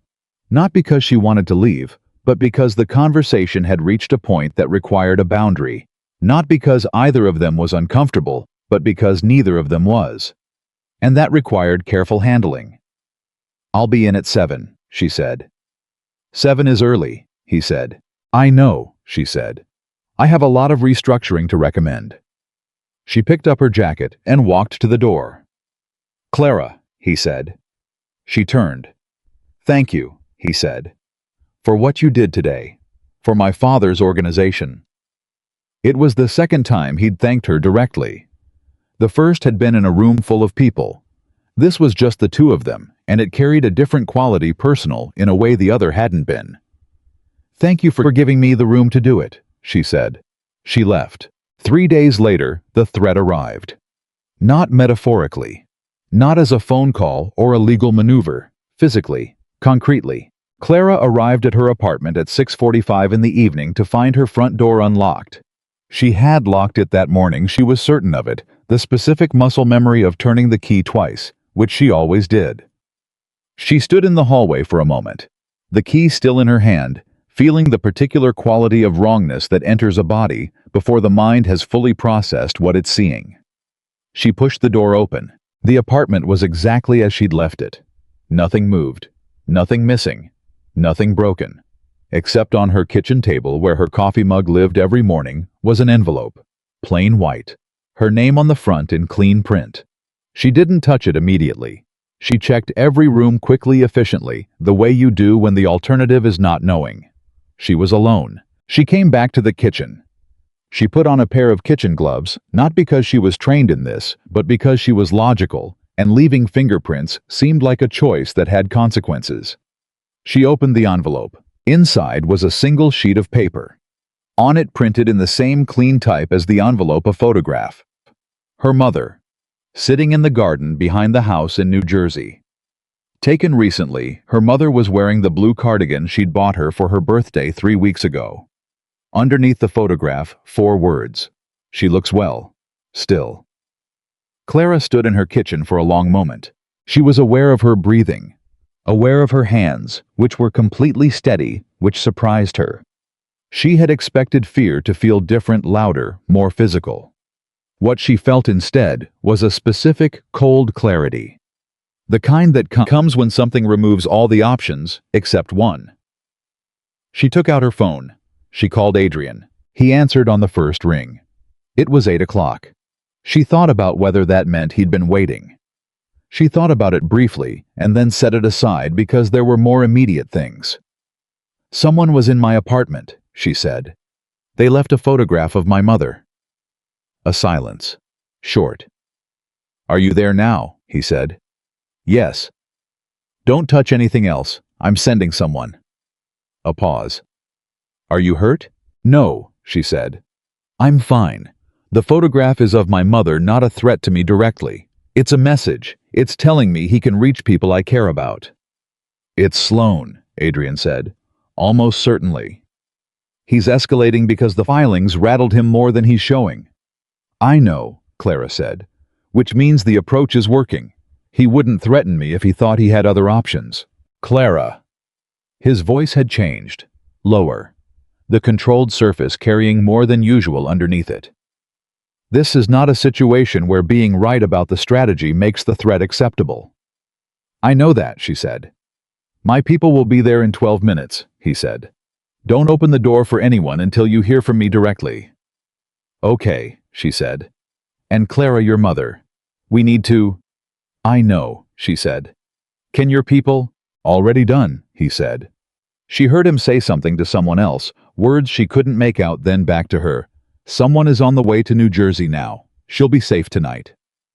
Clara felt something release in her chest that she hadn't fully known was clenched. Thank you, she said. Don't thank me, he said. Just stay in the apartment. He came himself. She hadn't expected that either. She'd expected the security team and perhaps a call afterward. Instead, 20 minutes after she'd hung up, she heard the knock, 2, then 1, which was the specific pattern Irene had told her to listen for, and she opened the door to find Adrian standing in the corridor with 2 members of his security team behind him, and the particular expression of a man who had made a decision that wasn't entirely professional. He looked at her, quickly. All of her the way people look at someone after a near miss, not because she was hurt, but to confirm she wasn't. I said I was fine, she said. I heard you, he said. He came in. He looked at the envelope on the kitchen table. He looked at the gloves on her hands. Something moved through his expression, something between professional assessment and something more personal that he reined back almost immediately. You were careful, he said. I watch a lot of procedural dramas, she said. It was the first time she'd made anything resembling a joke in 4 hours, and they both knew it. He looked at her for a moment, and the corner of his mouth moved the near smile brief reel. Sloan is making a mistake, he said. This kind of move tells me he's afraid. Rational actors don't threaten witnesses when there's active federal interest. It adds exposure. He's not entirely rational right now, Clara said. 23 months of patient work collapsed in a single afternoon. That kind of thing makes people act from emotion rather than strategy. Speaking from experience, Adrian said. Speaking from having studied it, she said. And yes, from experience. He looked at her. What do you want to do? He said. She thought about it. I don't want to run, she said. Running is what he's expecting. If I disappear to somewhere safe, it signals that he has leverage. And if he has leverage, he'll use it on the federal case, on the other organizations, on everything we've built in the last 2 weeks. So you want to stay visible, Adrian said. I want to stay visible, and I want him to know that threatening my family made me more determined, not less, she said. People like Sloan operate on the assumption that everyone has a breaking point, and that family is usually it. He needs to understand that he miscalculated. Adrian studied her. That's a position that requires protection, he said. I know, she said. I'm asking for it. He nodded. Done, he said. It was that simple. 1 word. She had not had to argue or justify or perform an additional layer of courage to make the case. He had simply heard her, believed her, and said yes. She understood in that moment something she'd been building toward understanding for the past 16 days, that what she felt for Adrian Morelli was not gratitude, and it was not the complicated attachment of someone who had been rescued. It was respect. Specific earned mutual respect between 2 people who had seen each other clearly and found the other worth seeing. Everything else was built on that foundation. Or it was nothing. The next morning she went to the office. She understood this was the part Sloan hadn't anticipated. He'd sent the message expecting it to be received the way these messages usually were, as an interruption, a redirection, a reason to pause. Instead, it had had the effect of a closed door. She had simply gone around it. She was at her desk at 7. She had her legal pad. She had her coffee. She had 12 pages of restructuring recommendations for the advisory committee, and 3 separate proposals for how Morelli Group could formalize its legal and financial oversight in ways that would make it substantially harder for anyone to run a Hargrove-style operation from inside for the next 20 years. She was midway through the 3rd proposal when Park knocked on her open door. "The federal team wants a meeting," he said. "This afternoon if possible. They've reviewed the filing documentation and they want to ask you some questions directly." "What time?" she said. 3 o'clock. Their offices. "I'll be there," she said. Park lingered. "Can I ask you something?" he said. He had the careful tone of someone who wasn't certain the question was appropriate. "Yes," she said. "How did you know Hargrove would cooperate?" he said. "When you built the presentation, you structured it so that his best move was to work with the prosecution. But you didn't know for certain that he'd calculate it that way." Clara put her pen down. "I didn't know," she said. "I knew what I would do in his position, and I knew that he was underneath everything else a man who had started out trying to build something legitimate. People like that, people who started with principles and compromised them over time, they almost always want to be able to say at the end that they chose correctly at least once." "You gave him a way to do that," Park said. "I gave him the opportunity," Clara said. "He made the choice." Park nodded. He started to leave and then paused. "For what it's worth," he said, "the documentation you built is the cleanest case I've seen assembled outside of a formal investigation, and I've been doing this for 22 years. Clara looked at him. "Thank you, Park," she said. He left. She looked at the legal pad for a moment. Then she picked up her pen and kept writing. The federal meeting lasted 3 hours. 2 investigators, 1 prosecutor. They were precise, professional, and asked very good questions. Clara answered everything directly and completely. She had brought duplicate copies of everything she'd given the 3 organizations. She had a separate timeline document she'd built specifically for this meeting, a prosecutorial narrative that connected every piece of evidence to every claim in a form that a jury could follow. The prosecutor looked at the timeline document for a long moment. "Did you build this for us?" she said. "I built it for clarity," Clara said. "But yes, I understood this would end up here. You understood that when you were building the original case." "From the morning of the Tuesday meeting," Clara said. "The goal was never just to expose Hargrove inside Morelli Group. The goal was to close the operation. Hargrove alone doesn't close the operation. The charges have to reach Sloan." The prosecutor looked at her colleague. Something passed between them. "Ms. Bennett," the prosecutor said, "would you be willing to serve as a cooperating witness in the federal proceeding?" Clara had expected this question. She had prepared her answer. "Yes," she said. "On one condition." "What condition?" "The original investigation," Clara said. 3 years ago. Bennett Financial. The inquiry that concluded with my father's firm being found negligent for Victor Sloan's falsification.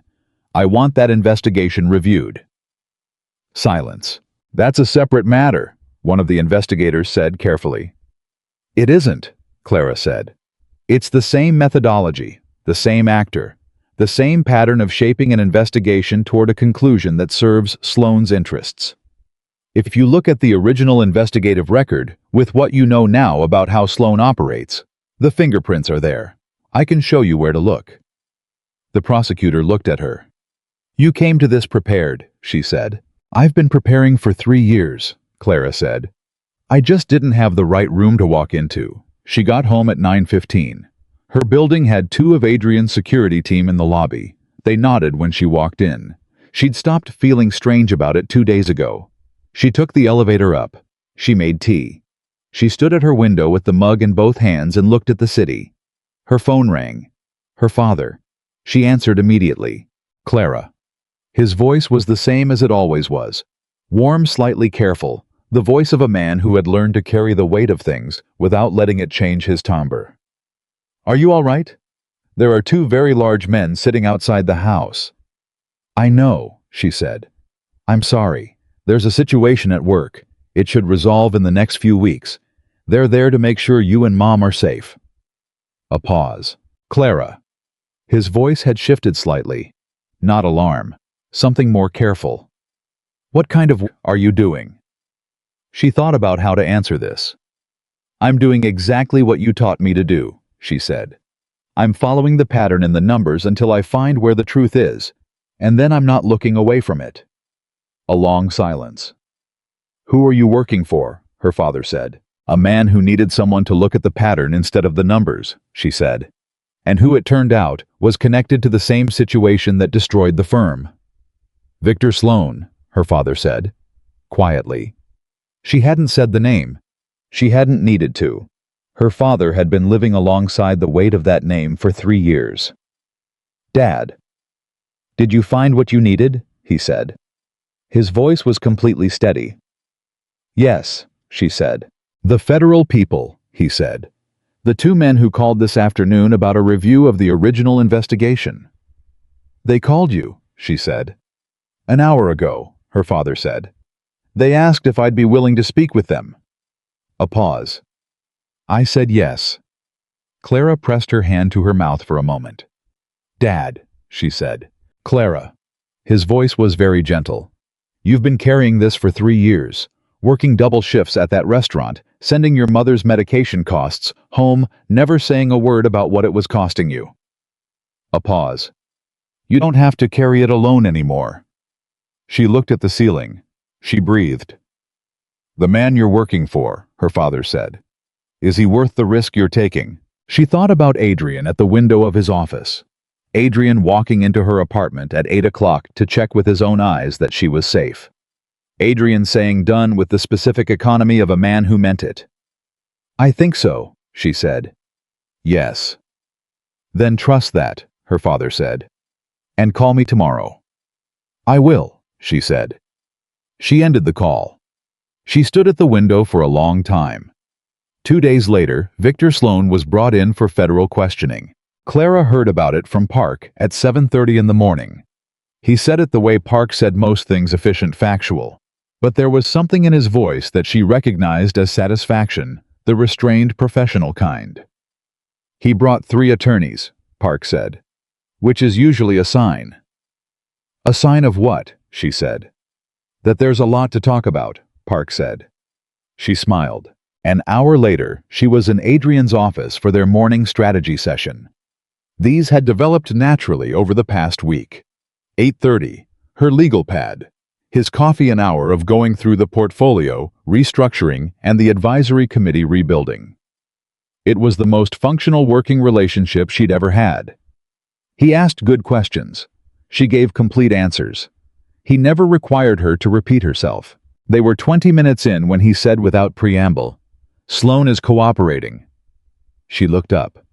Park told me Sloan brought attorneys, she said. Sloan brought attorneys, and then, in a room with federal prosecutors and a timeline document you apparently built specifically for this purpose, decided that his attorneys were not going to be sufficient to address the documentation. Adrian looked at her steadily. He's cooperating. In exchange for consideration on the sentencing, he's providing information on the other 2 operations and on the original investigation into Bennett Financial. The room was quiet. Clara put her pen down. She was aware of her hands. Still, she pressed them flat on the legal pad. The original investigation, she said, will be reviewed, Adrian said. With Sloan's cooperation and the documentation you provided. The prosecutor you met with called me directly this morning, she said. He paused, and she could hear him choosing the words carefully. She said the original investigative record shows multiple points of external interference, consistent with Sloan's methodology. There will be a formal finding. Clara looked at the desk. My father, she said, will be formally cleared, Adrian said. It won't be immediate. The process takes time. But the prosecutor was direct about where it was heading. She looked up at him. His expression was the one she'd learned last, the one behind all the others. Not the professional assessment, not the near smile, not the controlled public face. The specific quiet expression of a man who was watching someone receive something they had earned and had waited a long time for. Adrian, she said. Don't, he said gently. You built the case. You built it from the beginning so that this was possible. Don't thank me for it." "I wasn't going to thank you," she said. "No," he said. "I was going to say that I understand now," she said, "why you work until 3 in the morning, why you came to my apartment yourself, why you put 2 people outside my father's house within 30 minutes of a phone call." He looked at her. "Why?" he said. "Because when you care about something," she said, "you don't delegate it. You stay with it. You do the work yourself. You make sure." A long beat. "That's accurate," he said. "I'm the same way," she said. "I know," he said.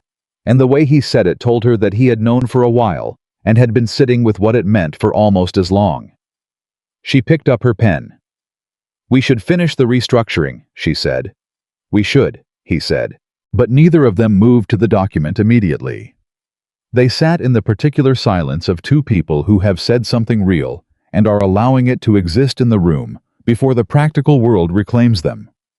Then Clara tapped the legal pad. "Page 3, she said. "Page 3, he agreed. And they got back to work. Because work was what they both understood. Work was what had built everything that existed between them, each honest answer, each 4-hour analysis, each folder left on a desk in the dark, each door opened without knocking because there wasn't time. But underneath the work, something had shifted permanently, and they both knew it. And for now, knowing was enough. The formal finding took 4 months. Clara knew it would. She had told her father it would. She had told herself on the mornings when the waiting had a particular weight to it that 4 months was nothing against 3 years, and 3 years was nothing against 22 years of building something honest and watching it disappear in 4. She told herself these things, and she believed them, and she went to work every day and did the job and let the process move at the pace that processes moved. She was good at waiting. She had learned it the hard way, which was the only way waiting was ever really learned. But the morning Park knocked on her door and said, the finding came through.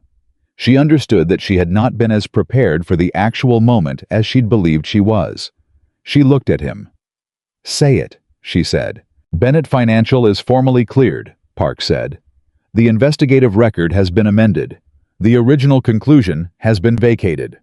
The finding attributes the financial irregularities in full to Victor Sloan and identifies 3 specific points of external interference in the original investigation that shaped its conclusions." He paused. "Your father's firm was a victim. The record now says so." Clara put both hands flat on her desk. She looked at them. She did not cry. Not because she didn't feel it. She felt it completely in every part of her body, simultaneously. A release so total, it was almost physical, but because the feeling was too large for tears. It was the size of 3 years. It was the size of her father's voice on the phone in a lobby saying 4 words.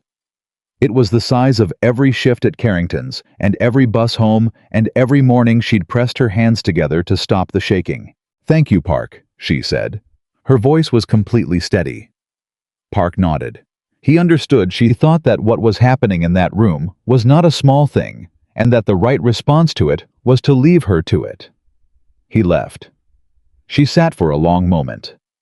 Then she picked up her phone and called New Jersey. Her father answered on the second ring, which meant he'd been waiting. "Dad," she said. "I know," he said. His voice was the warmest she'd heard it in 3 years. "They called me this morning, before they called Park." "I didn't know they were going to do that," she said. "I know you didn't," he said. "Clara." "Don't," she said, because she knew what he was going to say, and she wasn't ready for it yet. "Just, are you okay?" A pause. "I'm standing in the garden," he said. "In the sun, with your mother next to me." His voice shifted, the warmth of it deepening into something that had been underneath for a long time. Something that had never fully gone away, but had been carrying a weight that was now finally lifted. "I'm better than okay." She pressed her hand over her eyes. "I'll come this weekend," she said. "Come for dinner," he said. "Your mother will make something."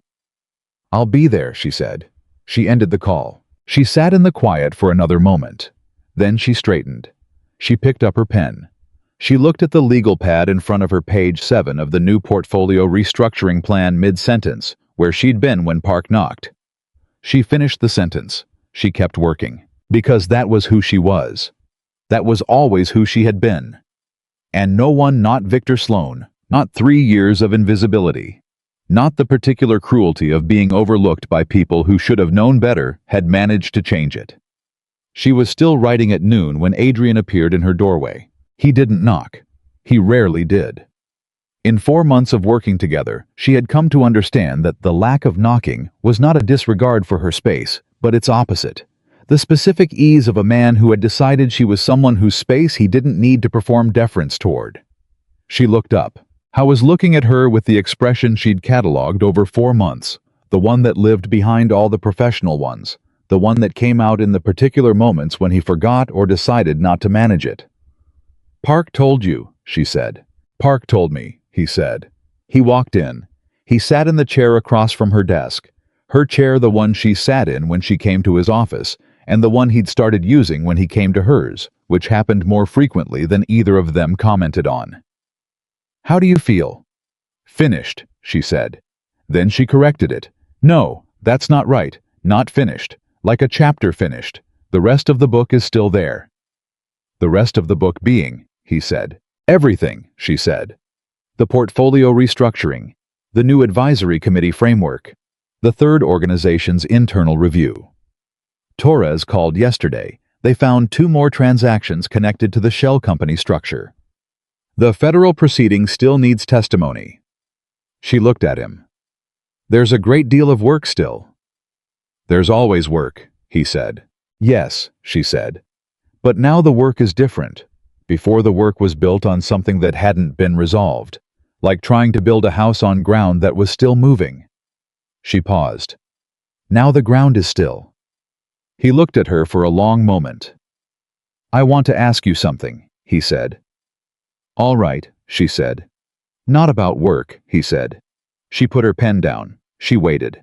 "4 months ago," he said, "you walked into a room with a dinner tray and answered a question I asked for entirely the wrong reasons." "You asked it to embarrass someone," she said. "I asked it to demonstrate that my advisors were useless and I'd run out of patience," he said. "You were incidental. You were supposed to stammer, and the dinner was supposed to continue, and I was supposed to have a useful display of contempt to calibrate the room with." "And instead I answered," she said. "And instead you answered," he said. "And I spent the next 6 hours running down your background trying to understand what had just happened." "I know," she said. "Irene told me once that you worked until midnight that night." He looked briefly, minutely discomfited, which on Adrian Morelli was the equivalent of someone else turning red. "The point," he said, "is that I brought you in here for what I believed were entirely rational strategic reasons. I needed someone who saw patterns. I had a problem I couldn't solve with the tools I had. You were the tool I was missing." "And," she said. "And somewhere in the middle of the last 4 months." He said, "That stopped being accurate. And I don't have a clean way of saying what replaced it." Clara looked at him. She had known this conversation was coming. She'd known it the way she knew most things, not from a single signal, but from the accumulation of small true things. The way he lingered in her doorway after the work conversation ended. The way he had come himself to her apartment. The way he said her name, not Clara his strategist, but Clara the person, a distinction that lived entirely in tone, and that she heard every time.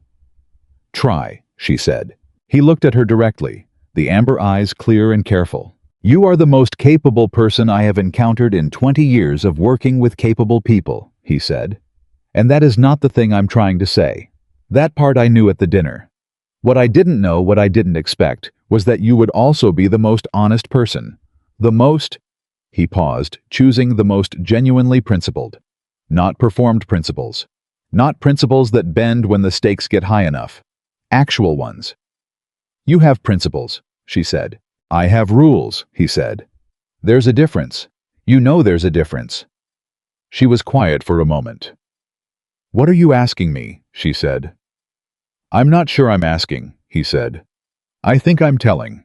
I think I've been very careful for the past 4 months not to allow what I feel about you to affect how I treat you professionally. Because you deserve to be treated as a professional. because anything else would have undermined everything you were building here. Yes, she said. It would have. But the work is in a different place now, he said. The immediate crisis is resolved. The restructuring is underway. You have standing here that doesn't depend on my opinion of you. It depends on what you've actually done, which is documented and real and not going anywhere. He paused. So I'm telling you now, and telling you doesn't compromise anything, that I am not indifferent to you. That the last 4 months have been... He stopped. For the first time in 4 months, she watched Adrian Morelli run out of the precise words he was famous for. She let him sit with that for a moment. Because it was real, and real things deserved space. I know, she said quietly. He looked at her. I know, she said again. I've known for a while, and I've been careful too, for the same reasons. And now, he said. She thought about what she'd said to Park 4 months ago on her first day, that she had conditions, that she had lines she didn't cross. She thought about the fact that every line she'd named had been respected absolutely without exception, without a single moment of pressure in 4 months of daily proximity. She thought about her father saying, "Is he worth the risk?" She thought about her own answer. Now, she said, I think we're allowed to be honest about it. Something crossed his face, the expression she'd been cataloging fully present, now unmanaged. That's not a declaration, he said. No, she agreed. It's a beginning. Declarations come later. She almost smiled. We're pattern people. We need more than 4 months of data. He looked at her for a moment. Then he said quietly, fair enough. And something settled between them. Not resolution, but rightness. The specific rightness of 2 people who had decided to be honest with each other and had found that the honesty held. The following week, Clara returned to Carrington's. Not because she had to, because she chose to. There was a specific logic to it that she'd been turning over for days, a need to close something that had been left open. She called ahead. She asked if she could make a reservation for 2 for dinner. The host, not Gerald. Someone she didn't recognize, said of course, and when she gave her name, there was a brief pause, and then the host said she could have the private dining room on the 14th floor. She said the main dining room would be fine. She brought her father. He had driven up from New Jersey. He was wearing his good jacket, the dark gray one he saved for occasions that mattered. And when she met him outside the restaurant, he looked at her for a long moment with the full, clear gaze of a man who had spent 4 months slowly reassembling something he'd thought was permanently broken. You look different, he said. I feel different, she said. They went inside. They were shown to a table near the window. Clara looked around the main dining room, the tables, the light, the particular cadence of the place that she knew in her body from 2 years of moving through it as furniture. She recognized 2 of the servers. They recognized her.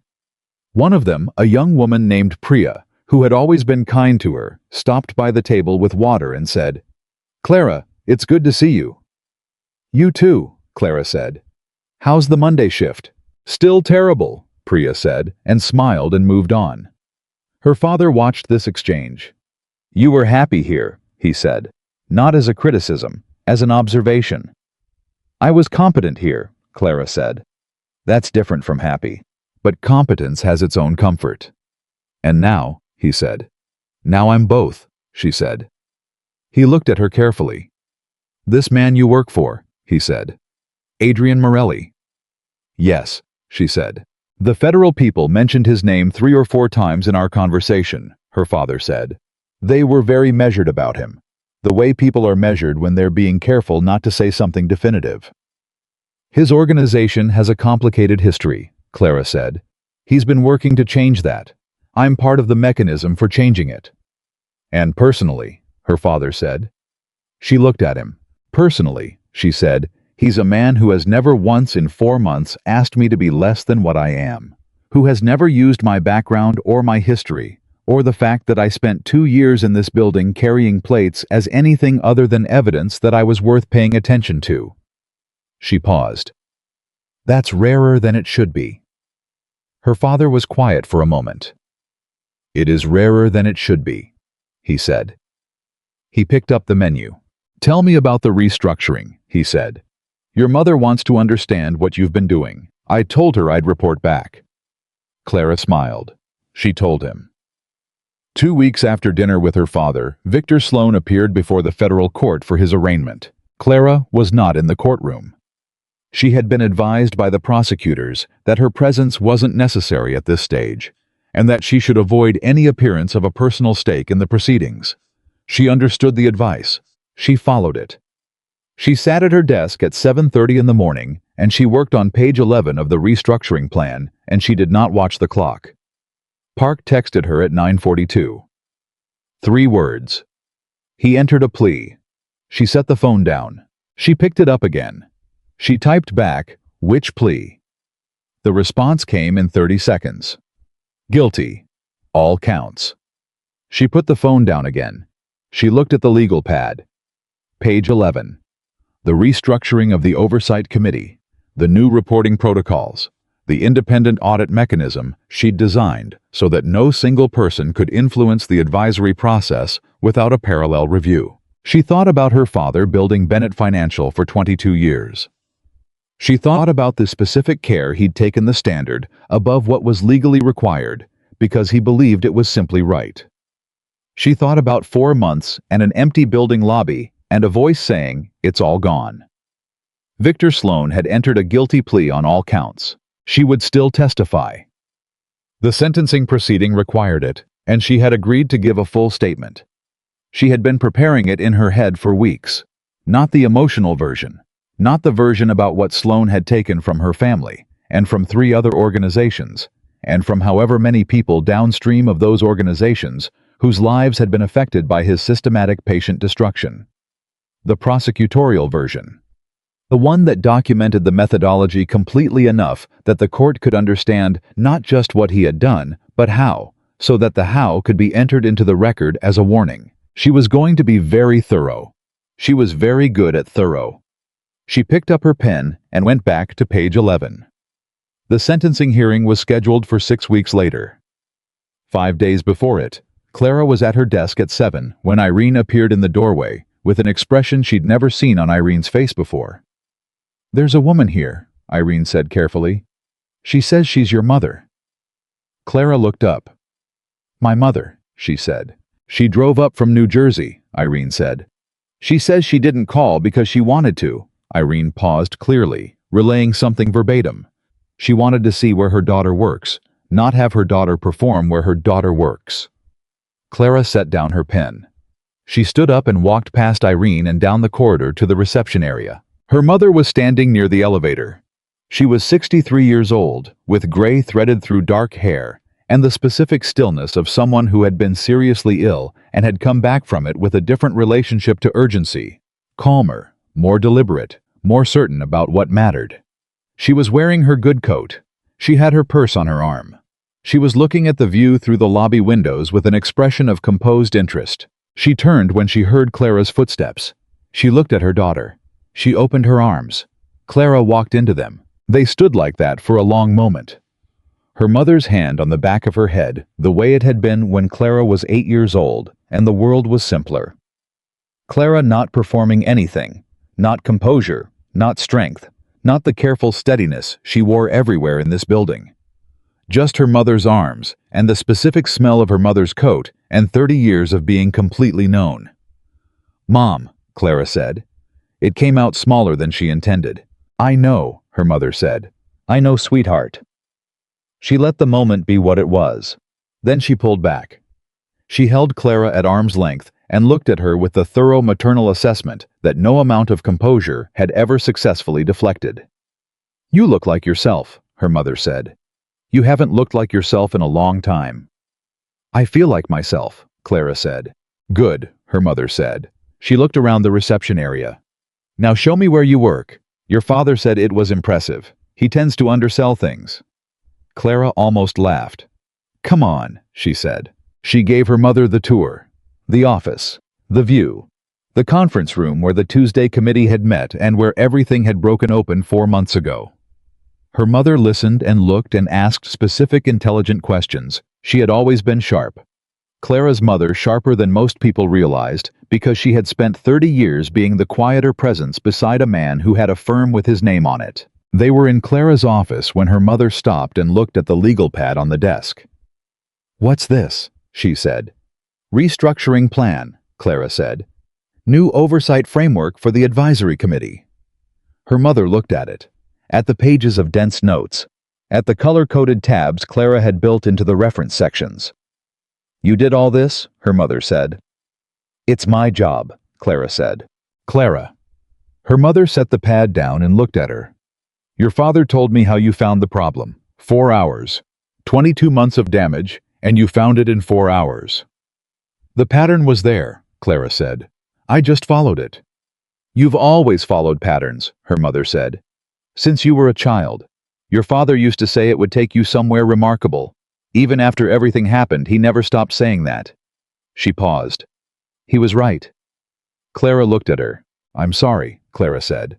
"For the years, for the shifts, for not finding a way to fix it sooner." "Stop," her mother said, with the specific authority of a woman who had decided something was not going to be said and meant it. "You kept us together. You kept us from losing the house. You kept my medication paid for, without once, not once, making me feel like a burden." Her voice was steady, absolute. "You were 25 years old, and the world fell on you, and you held it up. Don't apologize for how long it took. It took exactly as long as it took." Clara pressed her lips together. "Okay," she said. "Good," her mother said. She picked up her purse. "Now, I want to meet the man who was smart enough to hire you." Clara looked at her. "Mom, your father told me he's not just an employer," her mother said with the tranquil certainty of a woman who had been reading her daughter accurately for 30 years. "Don't perform indifference at me. I invented that performance." Clara looked at the ceiling. "He's busy," she said. "I'll wait," her mother said. She didn't have to wait long. Adrian appeared in the corridor outside Clara's office 12 minutes after Irene, who had clearly decided that this particular situation warranted taking matters into her own hands, had knocked on his door and said there was someone who wanted to meet him. He appeared in the doorway. He looked at Clara's mother. He looked at Clara. "Mrs. Bennett," he said. His voice was the formal professional register, but underneath it, something was different. A particular attentiveness, the kind he reserved for things he took seriously. "Mr. Morelli," her mother said. She looked at him with the full, unhurried assessment that she applied to things that mattered. "My daughter tells me you hired her to look at patterns." "That's accurate," Adrian said. "And is she effective?" her mother said. She said it with a slight smile that Clara recognized as her mother enjoying herself. "She exposed a 23-month internal fraud operation on her 4th day," Adrian said. "She identified a federal-level criminal enterprise within her first 2 weeks.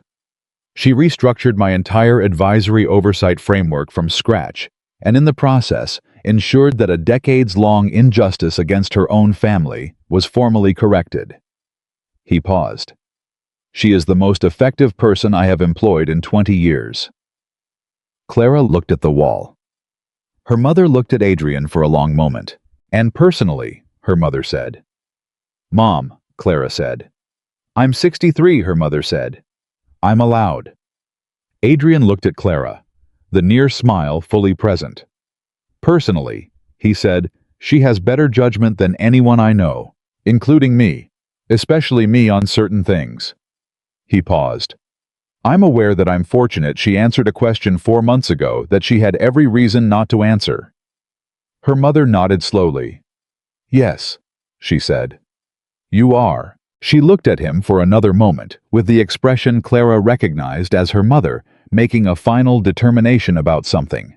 Then she said, "Thank you for giving her a room worth walking into." Adrian said nothing for a moment. "She walked in herself," he said. "I just didn't close the door." The sentencing hearing was on a Thursday. Clara gave her statement. She stood in the federal courtroom in her good blazer, and she delivered the statement she had been preparing for 4 months, precise, methodical, fully documented. She did not perform emotion. She did not need to. The facts she presented carried their own weight, and the room felt that weight without her having to indicate it. She described the methodology. She described the impact across 4 organizations. She described the specific targeted destruction of Bennett Financial, 22 years, built by one honest man, dismantled in 4 months by one dishonest one. She described what that destruction had cost in concrete terms: the employees who lost their positions, the clients who lost their investments, the family that had spent 3 years rebuilding from nothing. She looked at the judge when she said this, not at Sloan. She had decided weeks ago that she was not going to give Sloan the satisfaction of her attention. When she finished, the courtroom was quiet for a moment before the judge spoke. Victor Sloan received 12 years. The gavel came down. Clara walked out of the courtroom into the corridor and stood very still for a moment. Reynolds, the committee member who had asked the hard question in the Tuesday meeting, was waiting in the corridor. He had come for the hearing. He hadn't told her he was coming. He nodded when he saw her. "It's done," he said. "It's done," she said. Torres was there too, the sharp-voiced general counsel from the parallel organization who had demanded the full documentation and read every word of it before filing. She looked at Clara with the expression of one professional recognizing another. "You built the case that made this possible," Torres said. "We all filed," Clara said. "You found it," Torres said. "That's different." Park was there. Irene was there, which surprised Clara, because Irene was not generally a person who left the 38th floor unnecessarily. Irene caught her looking and gave a brief, firm nod that communicated everything without words. And then the corridor cleared slightly, and Adrian was there. He didn't say anything immediately. He looked at her with the full, unmanaged expression, the one that was only ever present when the professional context fell away completely. "Your statement," he said. "The part about your father's firm." "Accurate," she said. "It was more than accurate," he said. "It was," he stopped. "You didn't have to include the personal dimensions.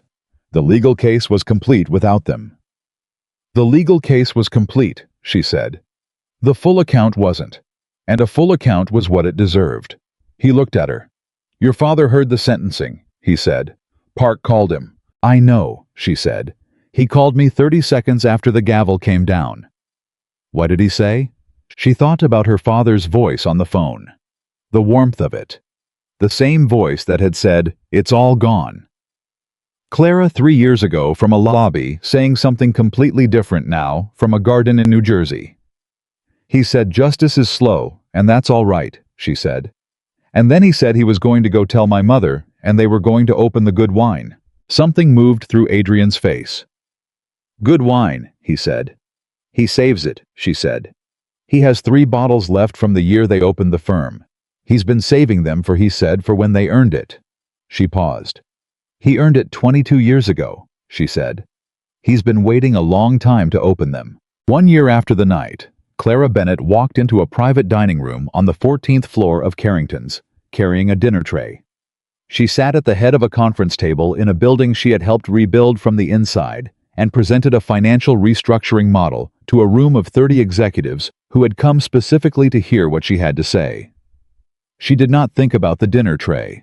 She thought about the model. She presented it the way she presented everything, methodically, completely, with the precision of someone who had spent her entire life understanding that the pattern was always more important than any single point in it.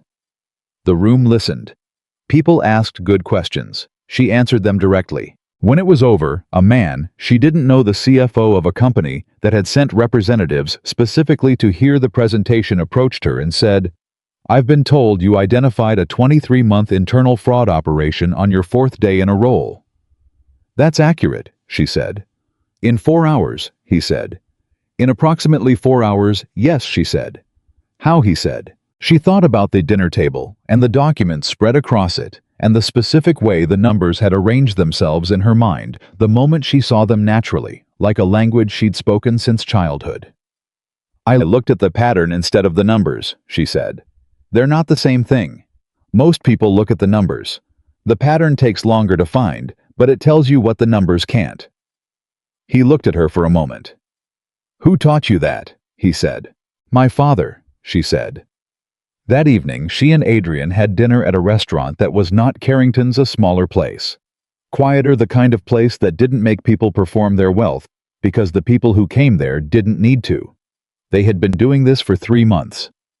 Dinner on Thursday evenings after the week's work was largely settled when there was space for conversation that wasn't about restructuring plans or advisory frameworks or federal proceedings. It was the best part of Clara's week. Not because the work wasn't good, the work was very good. But because these Thursday evenings were the place where neither of them was performing anything. Where Adrian talked about his father and the organization he'd inherited at 28 with a candor he didn't deploy anywhere else, and where Clara talked about the years in the restaurant and what she'd seen from inside the furniture with the honesty that she'd been holding back in various forms for a long time. They were equal at the table. Not in history, not in circumstance, but in honesty. In the willingness to see and be seen. That equality was the thing Clara valued above everything else, and it was the thing she had not expected to find in the most unlikely place she'd ever looked. "Irene is planning something," Adrian said midway through the meal. "What kind of something?" Clara said. "She uses a particular organizational efficiency when she's planning an event," he said. "I've known her for 9 years. The filing pattern changes. She groups things by type rather than by date, which means she's clearing space in the schedule without appearing to clear space." Clara looked at him. "You just described Irene's personal scheduling pattern from memory," she said. "I notice patterns," he said. "So do I," she said. "I hadn't noticed that one." "You've been here 5 months," he said.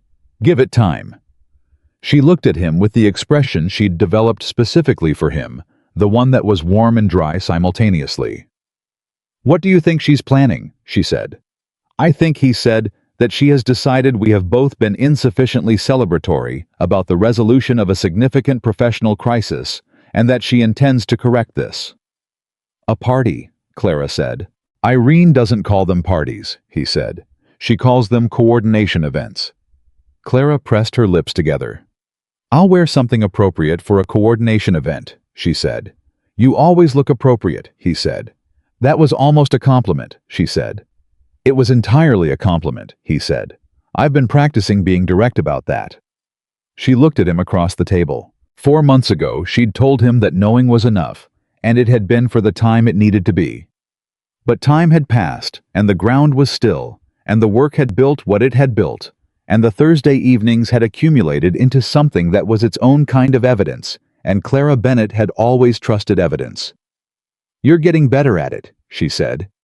"I have good motivation," he said. "Yes," she said. "We both do." She went to New Jersey that Sunday. Her parents were in the garden when she arrived.